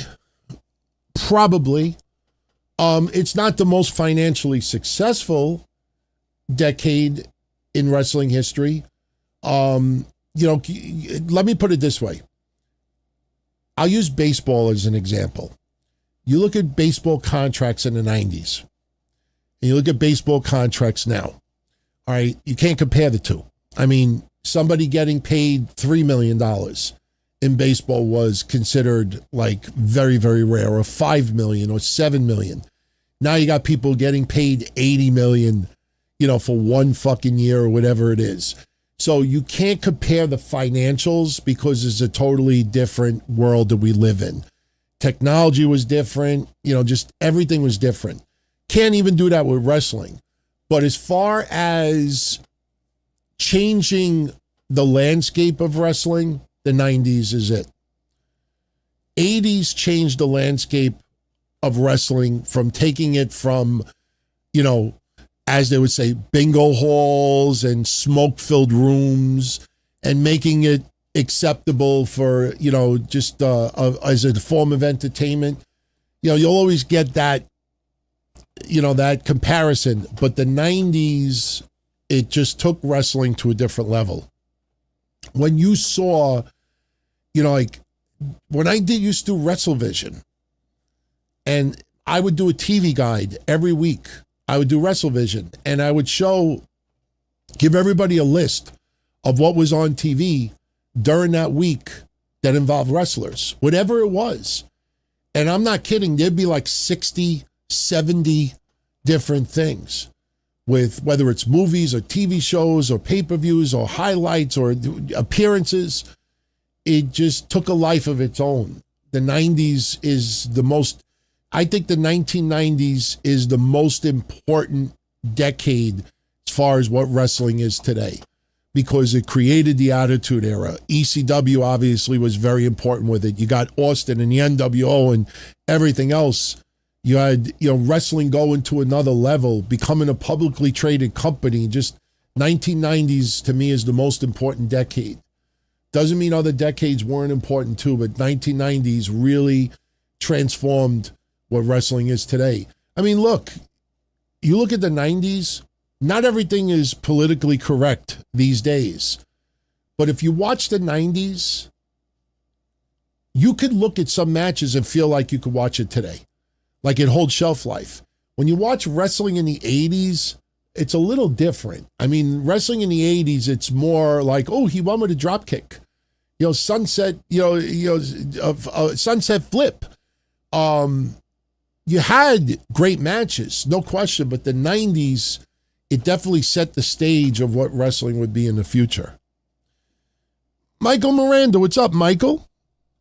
He says 1996 through 1998 was peak wrestling across the board. He said, appreciate you and the content, sending you and the chat good vibes. Be safe out there. Trying to be safe. Absolutely trying to be safe. Yeah, I tell you, 1996 to the, and listen, for some of you out there that are younger, all right, believe me when I tell you, people that are older, like me and some others that lived through it, even if you were very young and lived through it, when we talk about it, no one is trying to throw it in anybody's face like, see, I went through it. You don't know what it's like to have been through it. That's not what any of us try to do. We just try to, we just try to portray what wrestling was like at the time and the vibe and the energy and a lot of the unknown, plus technology was so much different at that time. So there was a lot that we wanted to do but couldn't do. Even when you look at podcasting and shows, I mean, the earliest we ever put anything online was 2002. That's 4 to 6 years after the time period that he's talking about. 1996 to 1998 definitely was a turning point and probably the most important 3 years. Because remember, ECW had their first pay-per-view in 1997. You had the invasion, that happened when ECW invaded WWF, and that obviously helped WWF deal with WCW. You had a lot of wrestlers from AAA really taking it to the next level. I mean, I get it. Rey Mysterio and Eddie Guerrero and others came over there, I think, in 1995, but 1996 is really when shit started to blow up. 96 to 98, it took over. It took over. You see talk shows. Wrestlers were on it all the time. We saw TV guides where they would have like 4 different versions of a TV guide, and each one was a different wrestler. This is Sable. This is The Rock. This is Steve Austin. This is Mick Foley. Doing commercials. I mean, you always had a wrestler here and there doing a commercial. Dusty Rhodes doing like Mellow Yellow in the 70s or something like that. But that time period, wrestling just took over. You went to school and everybody in school, how many people would get in trouble? You would always read on the news or hear from people that people were getting in trouble because they go up to the teacher and go, suck it, suck it, suck it. I got 2 words for you, suck it. People were making. Anybody remember Lionel Tate? Anybody remember Lionel Tate? Unfortunately, you had people that were imitating wrestling, a lot of backyard stuff. Unfortunately, you had little kids doing it and killing, kids. It was crazy time to be a wrestling fan, but it was very, very special. And this is why, like when AEW and NXT went head to head, I don't care what WWE says. I don't care what AEW management says. But as far as wrestling fans go, they treated that as a war. I treated it as a war. Those two, it's NXT is WWE's developmental brand. You have WWE's third developmental brand going head to head with AEW's number 1 brand. And nobody cared. They just looked at it as a war. AEW handing NXT's ass week in and week out and week in and week out. People that were doing it, if they didn't grow up during the Monday Night Wars, this was their Monday Night War. For us that lived through the Monday Night Wars, or even the TNA Raw War that only lasted a few weeks, it was reminiscent of that. It definitely was a war, and it's a competition. And people, especially wrestling fans, love that competition. If AEW and WWE were to go head to head on a weekly basis, this would be the talk that would take over almost every week as far as wrestling fans go. I mean, it would be very annoying and it would probably give you a headache, but this would take over because people just like that competition. Remember, at the end of the day, wrestling is a form of entertainment. It's a form of entertainment. And it comes down to what form of entertainment do you prefer over another? It is scripted. I remember when Ring of Honor first came around in 2002. And, or even ECW. This is infamous. Anybody who goes back with me 30 years knows this. In 1997, I did a poll on my wrestling hotline. And I asked fans in 1997, I said, how many of you out there think that even a portion of ECW is real? And it was like 70 to 80%. I don't remember the exact number, but it was a huge discussion at the time. 70 to 80% of people who call my hotline believed that some aspect of ECW was real. When Tommy Dreamer brawled in a bar with Raven, they believed that some of that was real. People just truly believed that's how realistic it felt for some people at the time. So that it all comes down to suspension of disbelief. When you see Natty, with all due respect, when you see Natty with all these Guinness awards, I'm happy for her because that shows a company believed in her and a company positioned her to be better than anyone else. But at the end of the day, when you're sitting there at Guinness and you're accepting an award for having the most wins in WWE history, if I'm somebody at Guinness, I'm laughing at you. I'm like, young lady, you didn't actually win the matches. You have the record for the most number of times that a promoter chose you to win. Like, does Rocky Balboa hold the most victories in boxing in movies? The matches weren't real. It's just in the movies, Rocky Balboa won over and over and over again because it's a movie. At the end of the day, all of these records, are the decision of the promoter that decided you were going to win that match. So, again, it's not a negative to Natty. it shows how much that company believed in her and wanted that suspension of disbelief that she won all these matches. But at the end of the day, you're holding this award up with all these victories, and I'm like, like you take a step back and think about it, like, it's kind of like when Obama used to say, "You didn't build that," It is what it is. It's all entertainment at the end of the day. And, competition, bragging rights. That's what wrestling fans, as whack as many of them are, they have a lot of pride. They have a lot of pride. You Google ratings, just Google TV ratings. Do it through a VPN. Do it through a private browser so it doesn't know your history. Just type in TV ratings. And when you take a step back, you'll say to yourself, holy shit, what the fuck is wrong with the wrestling world? You look at TV ratings in a Google search, 80% of the results will be a wrestling site.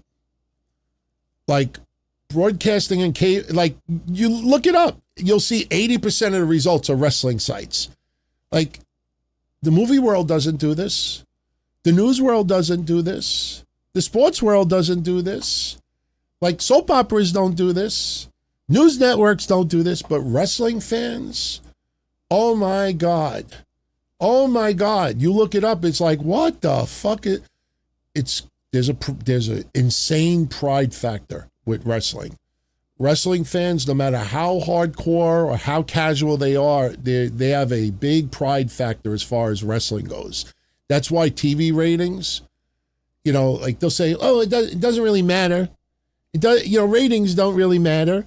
AEW is done, don't really matter. It doesn't, this is what TV is like, the viewership has gone down. And say that to a network that cancels or non-renews a bunch of shows every year. I don't think they do it because they just feel like it. They don't like the people involved. No, usually it's because of low ratings. I'm not saying AEW is in any jeopardy or anything like that, but the bottom line is when there's an obsession, there is a pride as far as wrestling fans go that they have to overly inflate things or exaggerate things. I'm looking at everybody talking about World Cup. So something happened with, I think, Norway earlier today, if I recall. I was in a restaurant and I heard a lot of people groaning. And I think somebody said something like Norway. So I don't know what happened earlier today. I haven't really been following the World Cup, I'll be honest with you. I'm not a big soccer guy. I'm usually just a soccer guy when Italy starts making a run. So, all right. How long have we been going?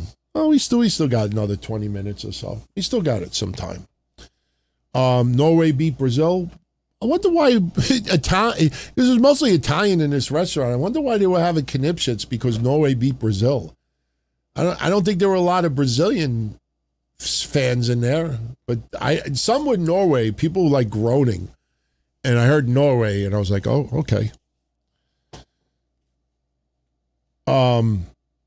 Tristan says his Nana died now, but he sat on her bed at the age of 3 and 4 and watched Monday Nitro every week, and he wouldn't be a wrestling fan if it wasn't for her.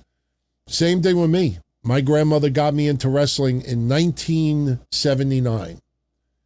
I was 10 years old, and I've told the story 1,000 times. My grandmother used to babysit me and my brother. My grandmother was very poor, and she lived in a very roach-infested apartment. She had 2 bedrooms because my uncle had moved out. Not because of roaches, but because he got married.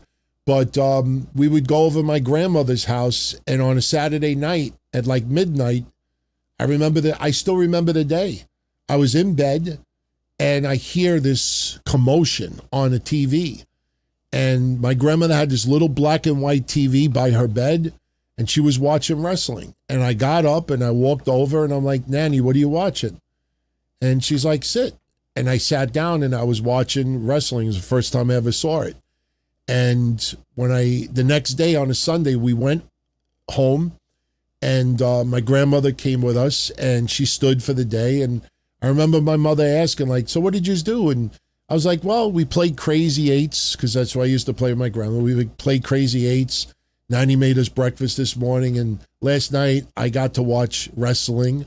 I think I said wrestling, and my mother was like yelling at my grandmother, don't let them watch that. So at 10 years old, as soon as I heard that, I knew I had to watch it.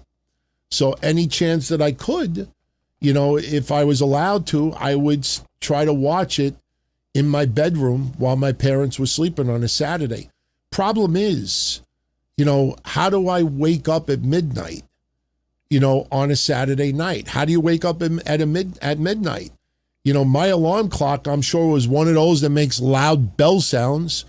So I couldn't set the alarm for 11:55. And then the minute the alarm goes off, my mother's going to hear it in the bedroom. We didn't have Alexas at the time. I didn't have a little alarm thing. I could put the volume on low and just keep it by my ear like a big bird alarm clock. Hey, time to get up. So it was like if I'm up, I would have to stay up and wait. So my grandmother's the one that got me into it. So funny thing is, my uncle is still alive. He's 80 years old, and he only has half a lung. And I saw him about a month ago. And, he was big into wrestling too. My Uncle Mikey worked for the WWF. He was involved in Ridgewood Grove Arena when they would do shows in Brooklyn. And that's how I used to go to the shows and sit front row. And I got to meet wrestlers. And, everybody knows the story when Bob Backlund autographed my cast when I broke my arm. And next thing you know, I'm eating dinner with these guys in a restaurant. It was pretty awesome times, and it was my grandmother that got me into it. Jim Kahn, thank you, my friend. Jim Kahn with the super shout out. What fans are going to do now since HBO Max is not going to release viewer numbers? He knows it's not going to be fun. Listen, in a couple of years, ratings are not going to be a thing anymore as far as wrestling goes. The future of wrestling is streaming. I've been saying this for 2 years now.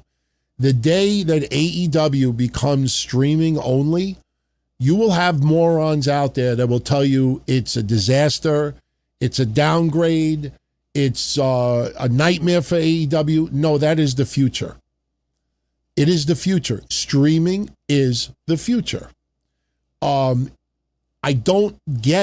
Listen, make no mistake about it. When you look at Meltzer's site and you look at WrestleNomics and you look at Wade Keller, because those are the three stooges that focus on this more than anything, they have to remind you, big data, old rating system, this and that. Why do they insist on keep bringing up the old system? We're in a technology age where the future is streaming and digital. You have to accept that and move on. The reason why they insist on bringing up the past is because little by little, they're losing their revenue stream. Whether you like it or not, whether you want to accept it or not, a year before everything was going down, when Nielsen was going to go digital, I was on these shows telling everyone that the day that Nielsen goes digital and starts accounting for streaming and Rokus and Google Fire Sticks and everything else, you will see WrestleNomics no longer give you quarter-hour breakdowns. Even though TNT and TBS is still on cable television, you will no longer see quarter-hour breakdowns. Why? Because the quarter-hour breakdowns was a figment of someone's creativity. Why would Nielsen give them quarter-hour breakdowns? For years and years and years, no one else could get the quarter-hour breakdowns. And the day they go digital, WrestleNomics goes on their pay site, not to the world, but on their Patreon, and tells their fans that they got an email from Nielsen that says, cease and desist. Do not post quarter-hour breakdowns, otherwise we will sue you. Does that make sense at all? And quietly, the quarter-hour breakdowns disappeared. And with all due respect, you got Brian Last and others that are like, I kind of miss when WrestleNomics used to give us quarter-hour breakdowns, instead of calling it out the way it is. Like, why all of a sudden? A year before, we knew that. Why? For two reasons. Number one, I hate always bringing up my niece, but my niece works for an advertising firm that deals with Netflix and streaming TV. And she's the one that educates me and tells me that Nielsen is going digital and they're going to start factoring in streaming TV, Roku's and everything else because they need to get more accurate numbers for advertisers because advertisers want to know how many people. You remember years ago when Dixie Carter told everyone, don't TiVo it, watch it live. I'm sure some of you remember that. Dixie Carter, one time when the ratings were going down, I think it was during the Aces and 0.8 era, she one time told the fans not to TiVo, but to watch it live. And, people at the time laughed, including me, and just be thankful that people are watching it, period. But she understood at that time that the digital replays and the TiVos were not being factored. And the thing is that you're on networks and you have to deliver. I don't think people realize how many different cable TV deals that TNA had and lost. They're on Fox Sports Net. They're off Fox Sports Net. They're on, TNN. They're off. No, not TNN. They're on, whatever platforms they were on at the time. They'd be on for 1 year and then they're off. They'd be on this one and then they're off. They're on Zoom and they're off. I'm just, ad-libbing here. Why? Because numbers were not very good. So you look at this and you say to yourself, why would all of a sudden Nielsen turn into cunts?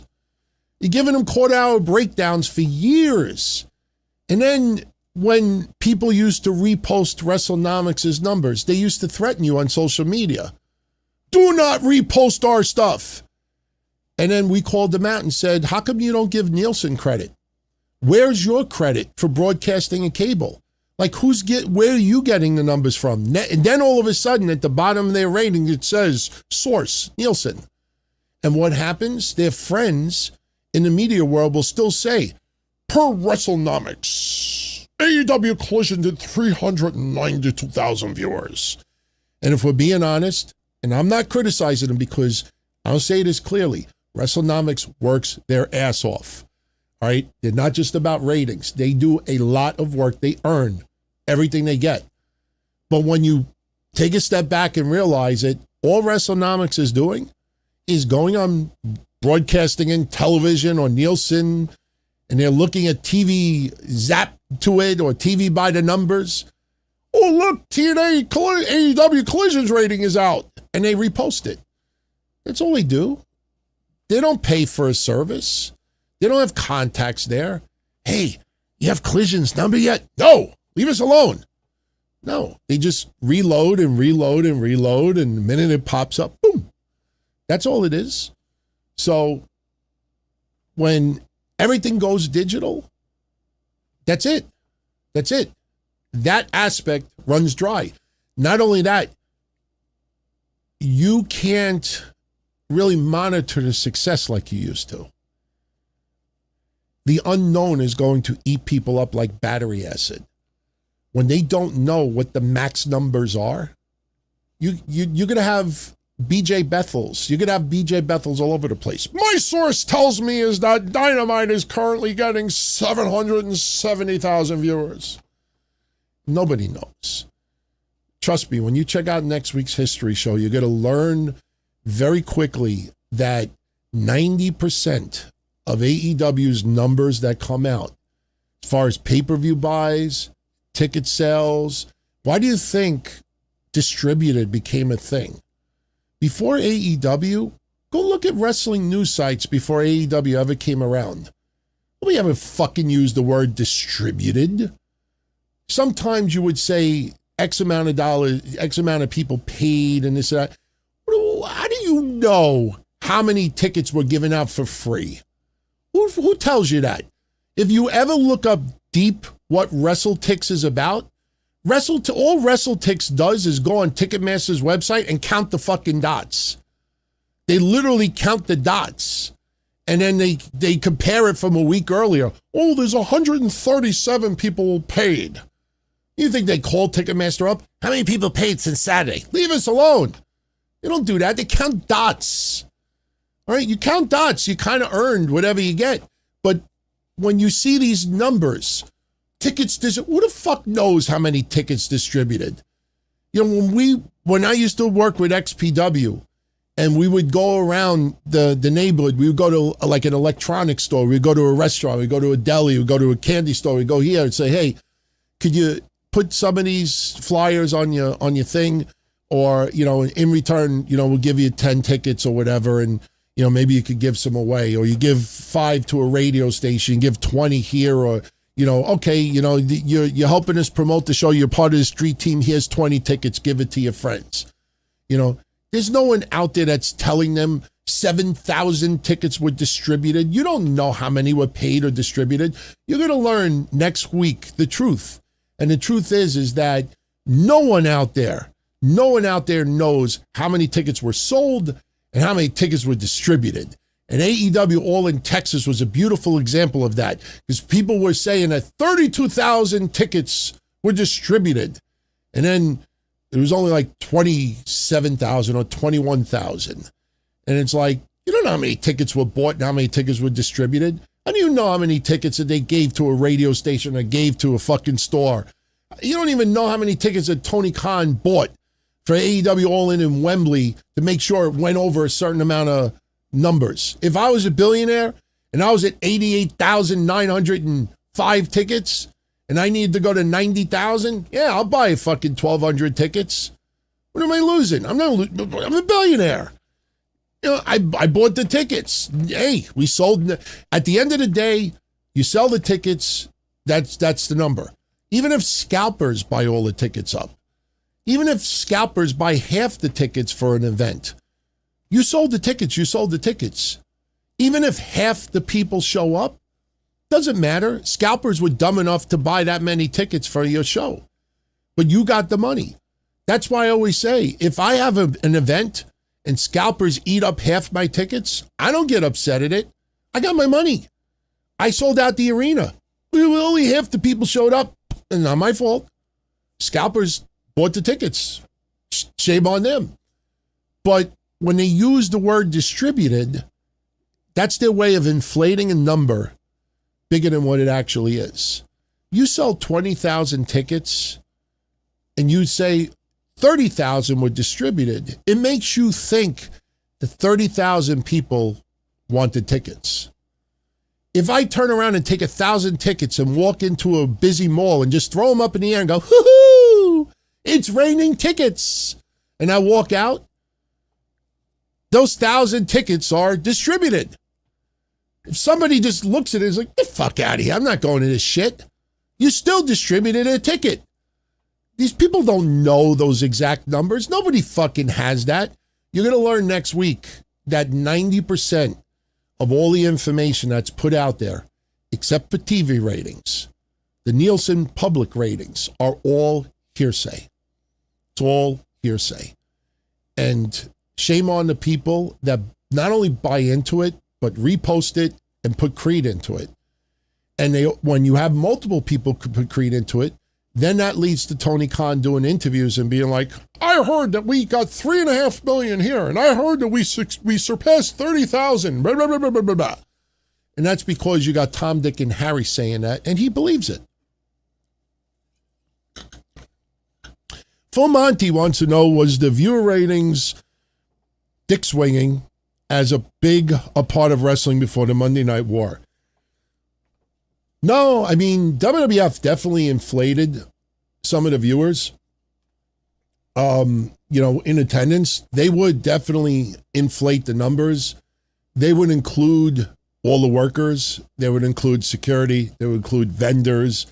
Anybody that showed up, they would just include those numbers, no question about it. But the thing is when you're a publicly traded company now, you have to, report accurate numbers.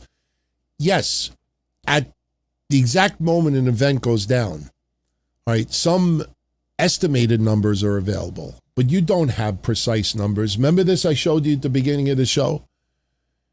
TNA had that in their back pocket, prepared to show it that night to try to quell all the bashing that Mike Santana didn't win the belt this Slammiversary. This number had to break a record. This number had to surpass Slammiversary to justify why Tommy Dreamer didn't fuck up for not giving Mike Santana the belt. What happens? Months later, we find out that only 5,000 plus were in attendance. All right, look at the way this is written again. All-time North American attendance record. 7,794 people did not attend Bound for Glory. It was in the fives. All right, this is not even tickets distributed or tickets sold. Tickets distributed became a thing. It became a primary thing when AEW came around because it was a way to give the perception that the numbers were higher than what they were. All right. At the end of the day, I always feel you should distribute some freebies. If I have an arena that seats 2,000 and only 1,000 people bought tickets, I don't turn around and be cheapo and say, fuck it, we'll just eat the other 1,000. If I could give away 100 tickets, 200 tickets, or give away the other 1,000 tickets, well, some of those people, because they got in for free, may turn around and say, hey, I didn't spend nothing. Let me go buy a shirt. Let me go buy a hat. Let me go buy food. You know, some places you get a portion of the money from the food also. XPW would get a portion of that. I remember clearly in the summertime one time with XPW, there was something wrong with the refrigeration system, and you know they were worried that they were going to lose a big cut because of this and that. You know, you try to fill that building not because of just the optics of it. You get people there, you have more of a chance of somebody buying merch or buying food or whatever else. Or if somebody that never goes to your shows, the only reason why they're there is because they got it for free. If they really liked it enough, they may go and buy a ticket for the next one. So let me make this clear. Tickets distributed is not a bad thing. But when people focus on that number over the reality that a shitload less paid for tickets, that's where you run into problems. And that's what's happened now. You have all these people and the only reason why they do it with WWE is they try to make it seem they're unbiased. Like, oh, TNA, tickets distributed. WWE, tickets distributed. They have to do that. But this was around before AEW. But once AEW came around, suddenly this became like, we got to make the number as big as possible. You know, you just didn't have goofs like Will Ospreay at the time tattooing a number on their arm. Bruh, I don't know what to do, bruh, I put this number on my arm, bruh. You know, I mean, I like Will Ospreay. But, you know, Will Ospreay learned very quickly, don't always believe the number, you know, that's put out there. Just like Detroit. I hope nobody in Detroit, Michigan in 1987 went and got a tattoo. I was there, 93,000. You know, don't believe the numbers. They're not as accurate as you think. But people are obsessed with a number that makes something bigger than what it is. That's why you have Keller and Meltzer and WrestleNomics. They're still bringing up the old system. Guys, fax machines are over. Get with, this is the future now. They're only bringing up the past because they have to give another number to make it seem like they're doing research, and they want to give a number that makes something seem bigger than what it is. I guarantee you, no advertisers that are investing on any television show is turning around and saying, oh, what about the old system? What about the old system? They're not doing that. The only people that are doing that is a couple of wrestling sites. So, Bobby Mean says, if Tony Khan is so confident in AEW's success, why doesn't he just release some of the financial records instead of always hiding them? I'm going to defend Tony Khan here because it's not a publicly traded company. It's called none of your business. It's none of my business either. Why does he have to prove that to us? And I'm saying this to be legit here. I mean, I'm not saying it to kiss his ass. Why does he owe us an explanation? Why do we need to know that? You know, just like with TNA, when Dixie Carter did that interview with Sports Illustrated and she said cash flow positive, we became legends because Kevin and I called her out on that. Cash flow positive. Sports Illustrated sat there, looked like morons, didn't even question it. When you understood what cash flow positive was, didn't mean that TNA was making money. It just mean that in the bank, you know, there was a positive number, not a negative number. That doesn't mean that you're not hemorrhaging your money, your debt on credit cards and everything else.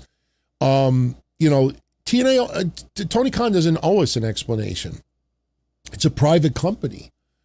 There's no reason for him to reveal that.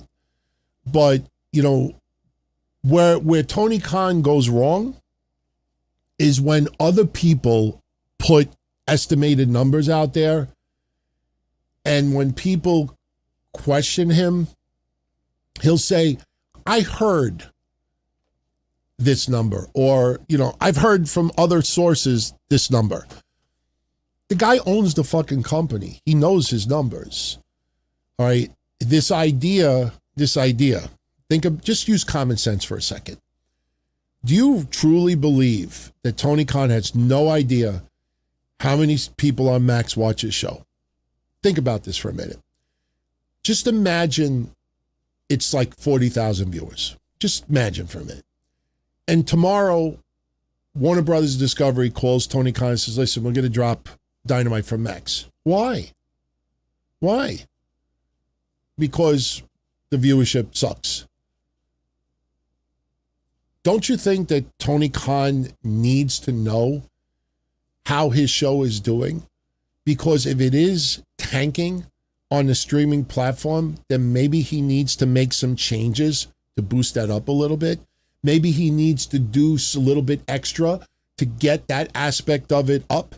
You can't just turn around and say, well, the cable is what matters and streaming is just ice cream. It's just, you know, it's just icing on the cake. The cake is cable TV. Max is just icing on the cake. No. You need to know how successful your product. You think these other TV shows that end up getting canceled or get renewed, they have no idea? They walk into the meeting without a fucking clue how everything's going. Somebody walks in and they're confident and they think our show kicks ass. Everybody talks about our show. We're great. And then you sit down. Sir, we have some bad news. Your ratings suck. We're going to drop you. These people don't know. Why is it? What was that commercial? Ancient Chinese secret. Remember those 70s commercials? Ancient Chinese secret. Why would it be so secretive? The only reason why people give you this perception that even Tony Khan doesn't know is because they don't want you annoying Tony Khan. Tony, could you reveal the number? Tony, what's the real number? Tony, come on, you could tell us. What's the number? What's the number? What's the number? Tony, you got to know what's the number. What's the number? You're going to do business with someone and they're not going to tell you how you're doing. They're not going to tell you how you're doing. I get commission and I'm supposed to be selling stuff. And how do I know? Like, I sold 3. Am I doing a good job? Don't worry about it. Don't worry about it. Don't worry about it. You don't know if 3's good or 3 is pathetically awful. What kind of billionaires world, millionaires and billionaires and trillionaires are going to turn around and have this future streaming? Well, we're not going to tell you what your progress is. We're not going to tell you if you're doing good or not. Shh. You know what we'll tell you? When it's up for renewal, Tony, we'll keep it around, but, you know, we're going to have to give you half of what we did last year. Why not? Why are you doing that? Because your ratings suck. But why didn't you tell me? I would have taken measures to it. Why are you telling me at the last minute? Who does business like that? Who does business like that? So just use common sense and take a step back for a second and say, what fucking goofy world, does that? Maybe they did that in 1910. People actually try to make you believe. I'll go political for a second. I said earlier that the only thing people hold on to as far as this Trump thing is like even Kevin Nash said it. 6 people got arrested for fucking with the White House pool, but no one's been arrested for the Epstein files. Blah, blah, blah, blah, blah. And then, people like, well, how come, Biden didn't release the Epstein files? Because they were sealed. They were sealed. The question that people should be asking people like Kevin Nash is, how come Biden didn't push to unseal the files? How come nobody cared about these files before? They were sealed. Why didn't Biden push to unseal them? See, people will hold on to a certain narrative about something, and they'll just stick with it, and everybody will just go along with it. But you have to look past that. It makes no sense. If this person could release it, this person could have released it. And the idea that Tony Khan has no idea, how am I doing? Don't worry about it. Tony, don't worry about it. Go play your games. Go smoke your babanya. Don't worry about it. Go play with your Legos. Don't worry about it. Boss, Warner Brothers Discovery, we're going to get Paramount. I need to get an idea. How am I doing? Are we doing a really good job? The better I'm doing, the better of a chance Paramount may keep me on HBO Max. Don't worry about it. Yeah, it was okay. Don't worry about it. Come on, don't worry about it. Does business like that. Oh, no, I will never let Dixie live that down because it was such a ridiculous comment at the time. And, I worked in the business world. I worked, in the business world for many, many years. And as soon as I heard the cash flow positive, I'm like, that's why I get so mad at shows and interviews sometimes. Because the question or the comment is right there. And you could question or follow it up with a question or confront it politely, professionally. Whether it's Tommy Dreamer putting that bullshit number on Busted Open, or it's Tony Khan going on TMZ, or even Fox Business. Remember that? We had 170 million people watching. I understand he probably smoked, got the number off. That was just an error on his part. But you see people putting out misinformation and people will just accept it like it's fine. And it gets me mad because people are more about getting the repeat interview or they don't want to insult their friends. In the case of Tommy Dreamer, his buddies that he does the show with, they want to call him out on it, make him look stupid. So they just sit there and like, oh, we got to go to commercial break. We got to go to commercial break. And then hopefully people forget about it. And some people want to get the return interview. So they'll just sit there and go giggle and everything. Even when Coach putting out all that misinformation, he's literally talking to two co-hosts and they're sitting there like, wow, fascinating. Wow, interesting. You're lying to them. People lie. They lie a lot. If Khan was making money, he'd never shut up about it. That's an awesome point, man. I say this with nothing but respect intended. If AEW was doing kick-ass numbers on Max, why wouldn't Max promote that? And not even brag about it, but publicize it. You might get advertisers say, you know what, I want to advertise on that. I think our audience would be perfect for that. Why would you tout other TV shows and their success? You see what happened with NWA? You see what happened on NWA? They were on that Spark TV or whatever that channel was. And the first day that they were on there, 250,000 viewers. People are like, holy shit. Holy shit. We never got a rating after that. See, that's a case where you might want to wait a little bit because you put that number out there and now it goes all the way down to 60 and now, we don't talk about it no more. How embarrassing is that for NWA?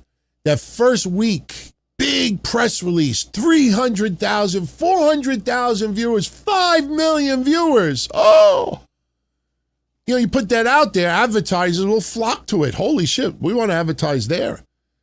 And then 7 weeks straight afterwards, not a peep about numbers.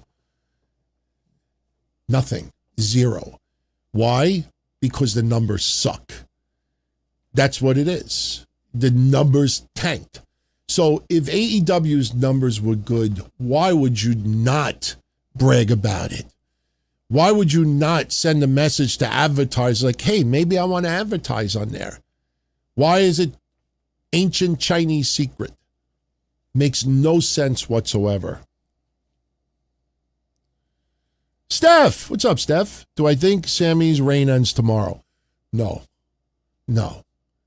Sami Zayn's reign cannot end tomorrow. That would be a slap in the face for Sami Zayn. I know some people out there are, saying it could happen. Anything could happen. Make no mistake about it. But to me, I don't think they would do Sami dirty like that. I mean, Sami's doing some funny stuff right now. He's taking his title out to lunch. He's pushing the title on a swing. We're just waiting for where he's taking a shower and he's got the title around his waist. I mean, Sami's doing some cute things with the title right now, and at the same time, he's being a little bit of a jerk. I don't think you take the title off of Sami this quick. This was, to me, this was a very big moment in Sami Zayn's career, and you don't want it to look back as a joke. I get the segments he's doing on social media are comedic in nature, but people are genuinely, listen, many people understand Sami Zayn's playing a character on TV.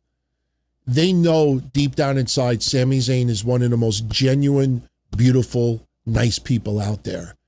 And they're so happy that WWE finally acknowledged something that he has earned. Deserve and earn are two totally different points. And when you look back at Sami Zayn's career, you don't want this to look like he cashed in a briefcase and 2 seconds later he lost the title. I mean, Drew McIntyre, different story because he was champion before and everything like that. You couldn't do storylines where somebody gets screwed at the last second. Remember the night that the Shield all had the championship at the same night? All right. That's fine. But with Sami Zayn, I don't know if he ever gets the championship again. And if he loses it after 1 week, and especially never gets that title back, people are going to look back on this as an embarrassment. And I don't think you do that to Sami Zayn. If Sami Zayn was clearly just being a schmuck, just a schmuck, I mean, even the videos online, if he was just being a schmuck, and you just, like, if Logan Paul won the title and lost it in a week, people wouldn't look at it as an embarrassment on his career. They'd be like, good, get that, because they just don't like him. All right, but many people believe that eventually he will become champion again. Look how long it took for Sami Zayn to get it. I don't think you should take the title off of him this quickly. So if I'm a betting man, I say no, he doesn't lose that title tomorrow. He shouldn't lose that title tomorrow.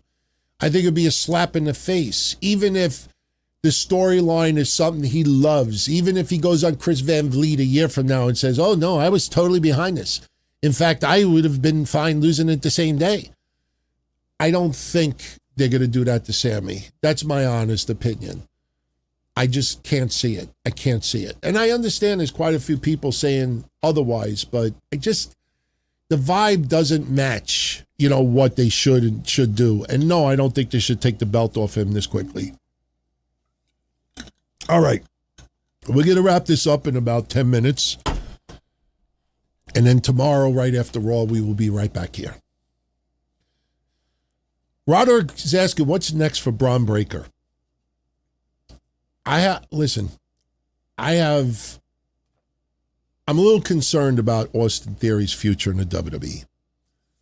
I'm concerned about Grayson Waller's future. I'm concerned about Julia's future. There's a few people I'm very concerned. Kiana James, I'm concerned.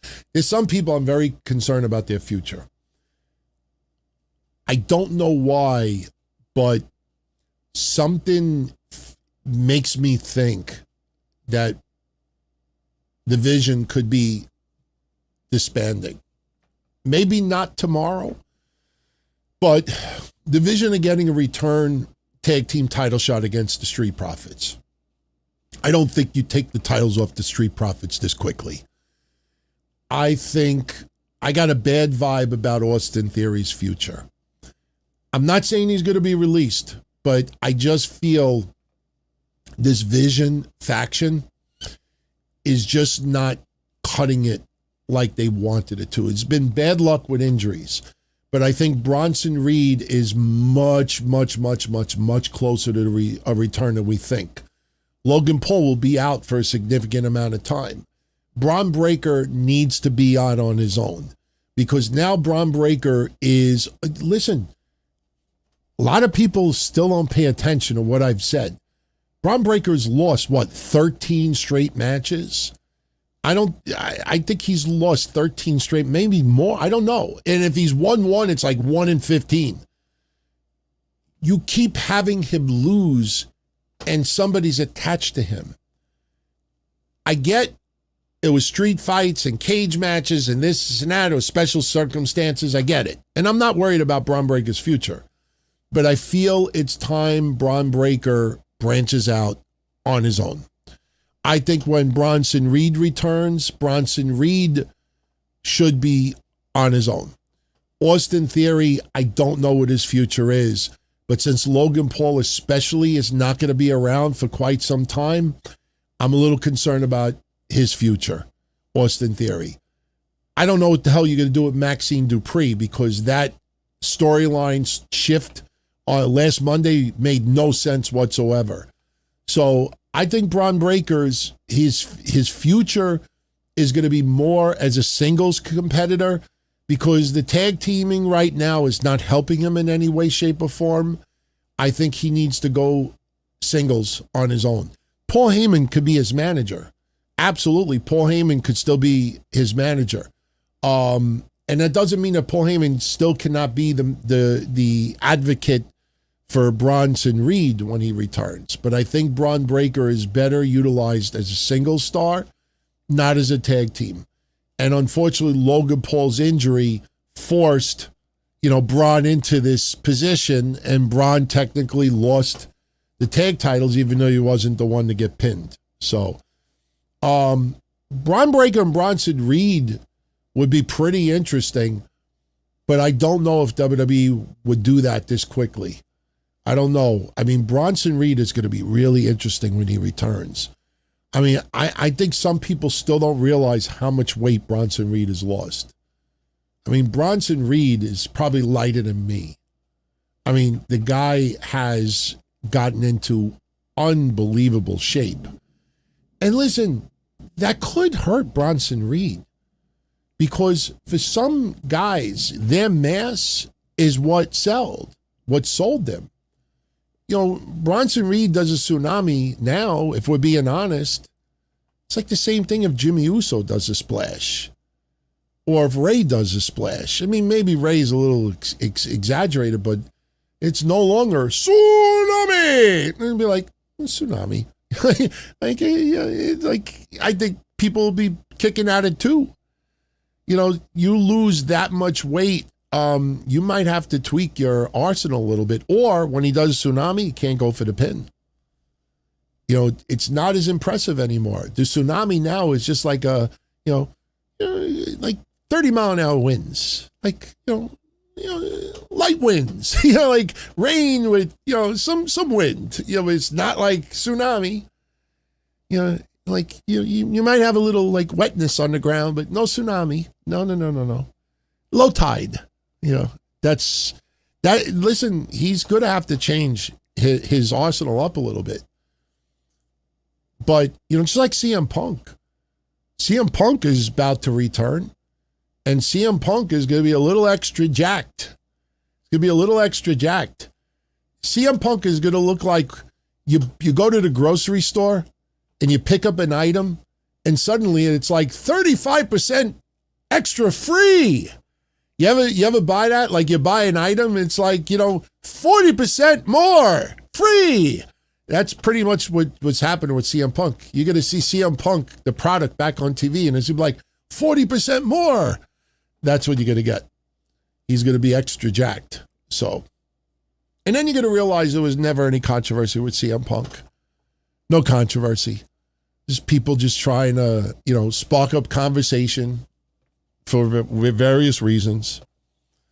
Roderick says it's weird how improving your shape can hurt you in wrestling. Just imagine if King Kong Bundy was 210 pounds, 240 pounds. King Kong, Ding Dong Bundy. He wouldn't be. You lose a lot. I think of like monsters over the years. Bronson Reed is no longer a monster. Bronson Reed still looks a little bit beastly, but Bronson Reed is not going to be that, that guy like you like, whoa, big boy here. It can affect your career. Some wrestlers would lose a lot of weight and you'd feel like something's wrong here. Something's different. Some wrestlers, it's helped dramatically. I mean, I remember when Gunther started to lose the weight, people like, he's too thin. No. Gunther now, you see why, it just, Bronson Reed, it's going to be interesting when he returns. It's going to be really interesting. People are going to be like, where's the other half of you? Where's the other half of you? Yeah, Bronson Reed could return tomorrow. I heard, this is not news, but I heard that Bronson Reed is on the verge of a return. He's on the verge of a return. Once he started putting visual photos of himself back online, it's his way to not reintroduce himself to the fans, but to get the fans used to seeing him again. But he will be back sooner than people think. Randy Orton, it's very interesting with Randy Orton right now. Drew McIntyre's doing a movie. He's doing a movie. But Randy Orton is very interesting because Randy Orton just pulled out of Fanatics. And people were very surprised at that because Fanatics, you make some serious money off of that. And Randy Orton's not showing him. Randy Orton was supposed to be there for 2 days. And he was pulled. So, look, Randy Orton could be on vacation with his family, for all we know. I mean, I don't think there's any dissension there, but make no mistake about it, we have not seen Randy Orton since WrestleMania. Stephanie Vaquera is about to make her return. There are some people that, have been out for a lot longer than we realize. I mean, you got Randy, you got Stephanie Vaquera, you got, Drew McIntyre, you got CM Punk, and some others have not been utilized all that great either. So, all right, let's take 3 more, and then we outie. Jim Kahn says Stephanie got more mass and became a bigger star. I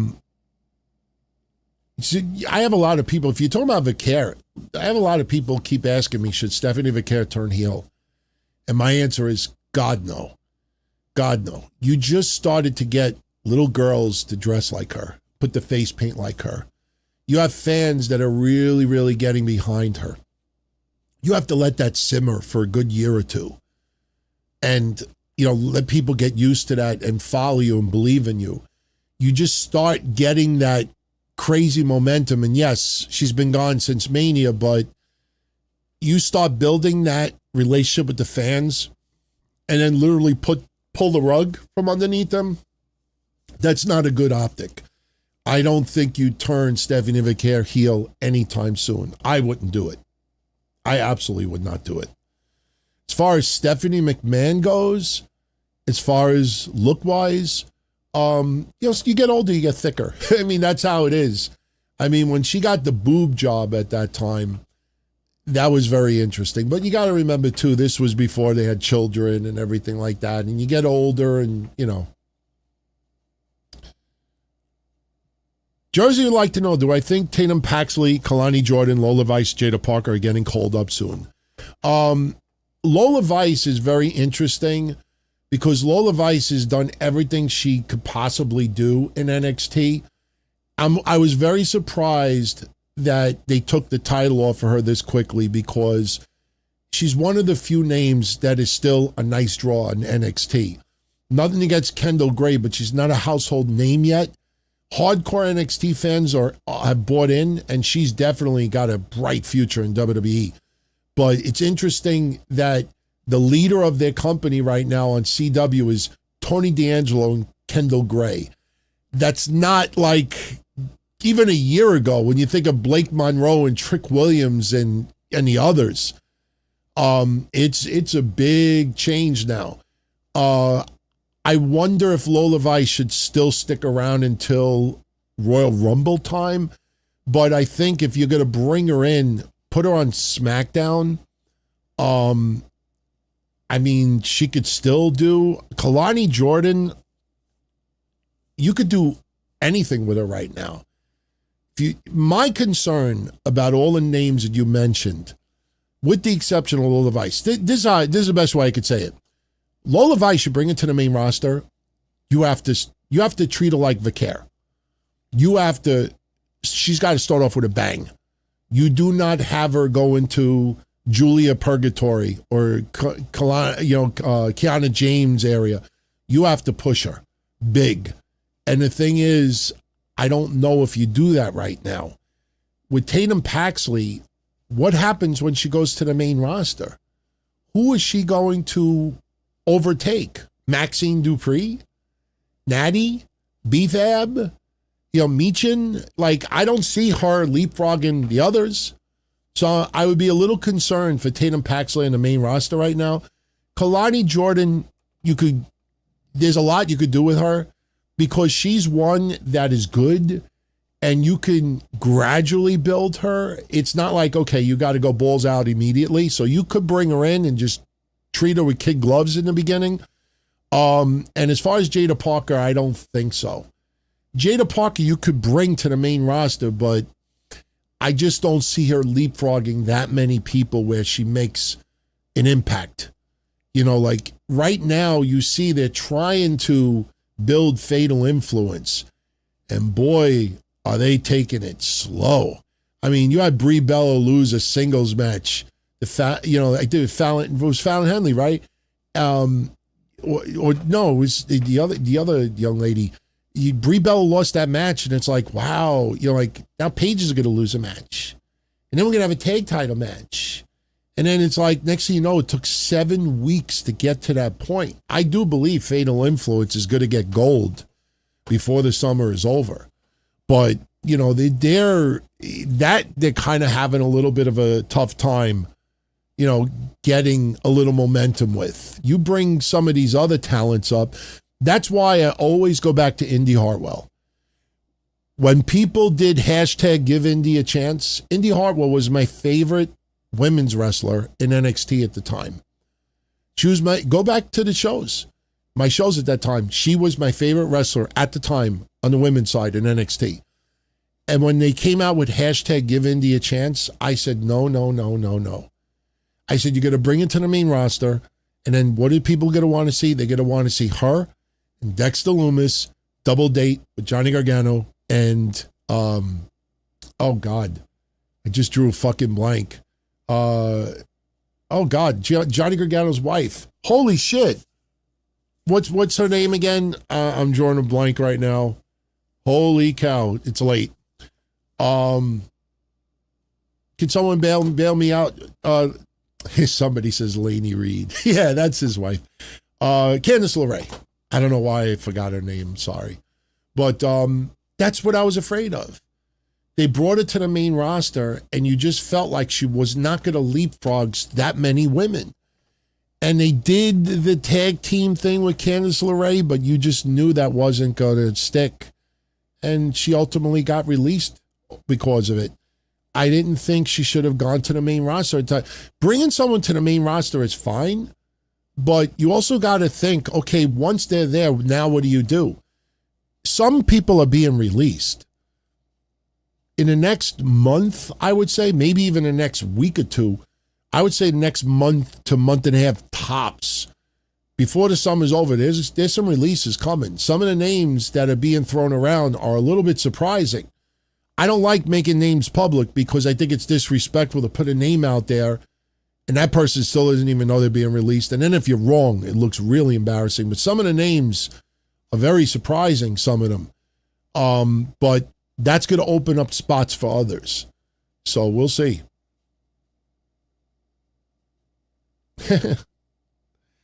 Yeah, some of the names, Guardian, do sound like adult film stars. Sad thing is that the women you mentioned, I do remember them. Vanessa Del Rio, Nina Hartley, Ginger Lynn, Alexis Texas. My God, 70s. Vanessa Del Rio was legendary, my neck of the woods. But Tracy Lords was the one. Because Tracy Lords was a little older than us, I believe, or maybe 1 year younger. So everybody was enamored with Tracy Lords back in the 80s. But those other women, yeah, very, very, very strange to watch those movies when we were teenagers or 20-something-year-olds. So definitely, trust me, if anybody remembers the porn star, who was the porn star that Mick Foley was infatuated with? She had big knockers. What was her name? I remember watching a video and I'm like, okay, I understand when Mick Foley was really enamored with her. What was her name? Someone definitely knows. She was a brunette. She had big bazoomas.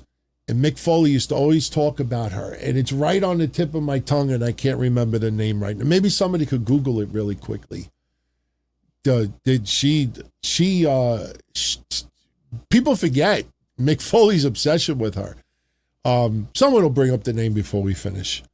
Christy Canyon. There you go, Douche. Shout out to you, Douche. Douche got it. Christy Canyon. Mick Foley was very enamored with Christy Canyon. Christy Canyon. I remember those videos in the 90s. She's a 90s icon. So, all right, let's take one more. Who's going to get the last question for tonight? And again, my apology for Candice LeRae. You know, I've been up since early this morning. We were up since late last night with the fireworks. My dogs were freaking out. So once it started raining here in New York, the fireworks eased up a little bit, but my dogs were freaking out. Funny thing is, 2 years ago, when we first had the dogs, first 4th of July didn't faze them at all. But last year they freaked out, and this year they freaked out. So I do not think Mick Foley dated her. Mick Foley was married at the time. I do not believe Mick Foley ever dated her. So Kappa the Great. All right, we're going to finish with Kappa. Was the reason that Oberbrock 3 happening because Brock would only commit to SummerSlam and nothing beyond that?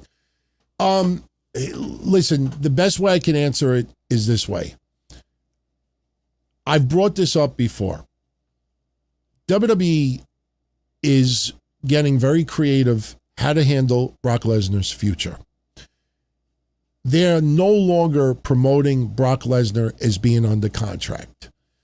The idea is that Brock Lesnar is retired from wrestling.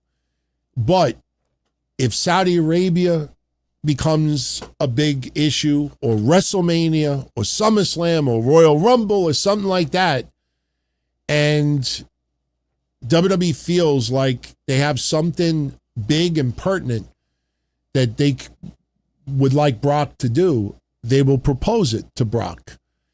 And if Brock wants to do it and he's in shape and is willing to do it, then they could always do Brock is retired and Brock, could show up whenever he wants. We've had wrestlers make appearances in the past, especially in Royal Rumbles, who are quote unquote retired. That's how they handle in Brock. And I think it's very smart to do that because it eliminates, WWE has him under contract and they're not even using him. Or, there's issues between Brock and the WWE and they offer him a pay cut, this and that. By giving the perception that Brock Lesnar is not under contract, if he's not being used, well, he's not under contract. So the idea is he is retired until an offer is made that makes him unretired. So I do believe that part of him taking the shoes off and everything was the turning point as far as his future in the WWE. The tears were real. Paul Heyman getting choked up was real. I also believe that there is a contract issue with it as well. Don't know if TKO offered him half. I don't know any of that. None of us know that. But one thing is for certain, that remember, I'll never forget it. Io Sky tweets Asuka publicly challenging her for WrestleMania, and that would have been Asuka's retirement match. And suddenly, Io is forced to delete the tweet. And at that time, we said it. You were not going to have Brock retire at WrestleMania and Asuka retire at WrestleMania. If anybody was going to retire at WrestleMania, it was going to be one person, that's Brock Lesnar. And since Brock chose to take the shoes off, Io, you're not getting the match at WrestleMania against Asuka. That was held off for a future date. Again, why would Io challenge? Just think about that for a minute. Why would Io challenge Asuka to a match at WrestleMania and go over and above authority and creative and everything else unless she was told that they were going to have a match at Mania? She jumped the gun, and WWE told her, delete that, delete that, delete that. We don't know if we're going to do it. And once it became official that Brock was going to retire, then Asuka's match was off. So I think Oba and Brock, 3 matches, was always the plan. I think after Mania, it was up in the air if Brock was going to do the other 2. Once Brock agreed to do the other 2, he got his win back in Italy, and now he loses the 3rd to Oba at SummerSlam. And it's Hell in a Cell. You know, this is going to be either tremendous or it's going to suck, because that cell needs to be utilized. All right, these 2 guys, I mean, when you have Oba putting his championship opportunity aside because he wants Brock in Hell in a Cell, you better use that Hell in a Cell. And I think they will. I keep thinking of CM Punk and Drew McIntyre. One thing about TKO owning WWE is they will go a little bit further that Vince McMahon did not. And again, that's why what we reported Wednesday about Netflix and why they blurred Braun Breaker's head, you have to understand how Netflix handles WWE programming overseas. WWE programming overseas is considered kid-friendly. So if Hell in a Cell goes radical, the live airing will take place and not be very censored because it's live and there's nothing you could do about it. But on those replays overseas, especially in some countries, Netflix is you best damn believe Netflix is going to censor some of the Hell in a Cell. That's just the way they handle WWE programming overseas. That's why YouTube, it's not censored. That's why on WWE's platform, it's not censored. It's why in ESPN, it's not censored. It's only censored on Netflix. Again, all those websites that were reporting this stuff the last couple of days, they are 100% wrong. But no one is going to write the opposite because their friends, they're just admitting that their friends are wrong and they don't want to report that we were correct. But trust me when I tell you, what I explained on Wednesday is fact. So Brock agreed to do the other 2 matches with Oba, and it's tremendous. I'm not mad that Oba passed up his title opportunity. I don't think Oba should be the world champion right now because his aura is too big. Who's going to beat him? And it's going to get old very quickly when he has to defend the title against, names that are not really high profile. You're not going to have every mega star standing in line waiting to get squashed from Obafemi. So I like that he's not going for the championship right now. I don't have an issue with it. What I don't like is the repeated bait and switch that WWE's doing, which we talked about last Monday. So I don't know how far they'll go with the cell. I don't think they'll climb to the top of the cell. 2 men of that size, I don't think should be on the top of that cell. I don't think it's needed. I just think that they need to utilize this cell to their advantage. I think there's got to be blood. I think it's going to be great.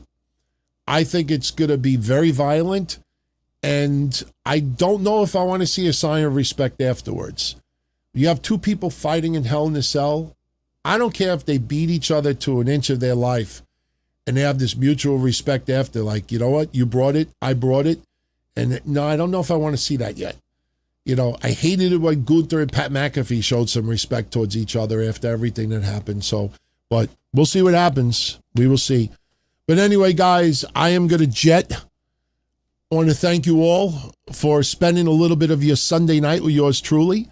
Definitely post some comments after anything that we talked about. If you have any issues, agree, disagree, questions, absolutely post it. I'll be live tomorrow night right after Raw. We'll talk Raw. We'll get into news. If I hear anything else about Mr. Sheamus, we'll talk about that too. And maybe we'll follow up a little bit of tonight's conversation. But I just hope everyone had an awesome weekend. And Monday Night Raw looks pretty good tomorrow. I know Seth is going to open, probably have a confrontation with a Bloodline member, not just Roman. Got the world title match with Jay and Sami Zayn. We got the Vision getting another tag title shot, which we kind of know where that's going to go. A few other things going down. So we'll see what happens. But all right, everybody, I'm out of here. And big time, check out what I talked about Wednesday. There's a reason why I didn't do the black and white thing. They didn't want blood to be visible. It's an algorithm thing. Check out what I talked about Wednesday. I'll save you a little bit of skipping through it. It's at the very end of Wednesday's show. I explained it in detail. There is an algorithm involved, and it has to do with advertisers, and there's a whole a whole thing behind it. Because that was the telltale sign it wasn't WWE. Because if it was WWE, you just do black and white and that's it. But they blurred it. And it just looked weird. And, just listen what I talk about with the advertisers. There's a specific guideline that Netflix has to follow with WWE with overseas programming.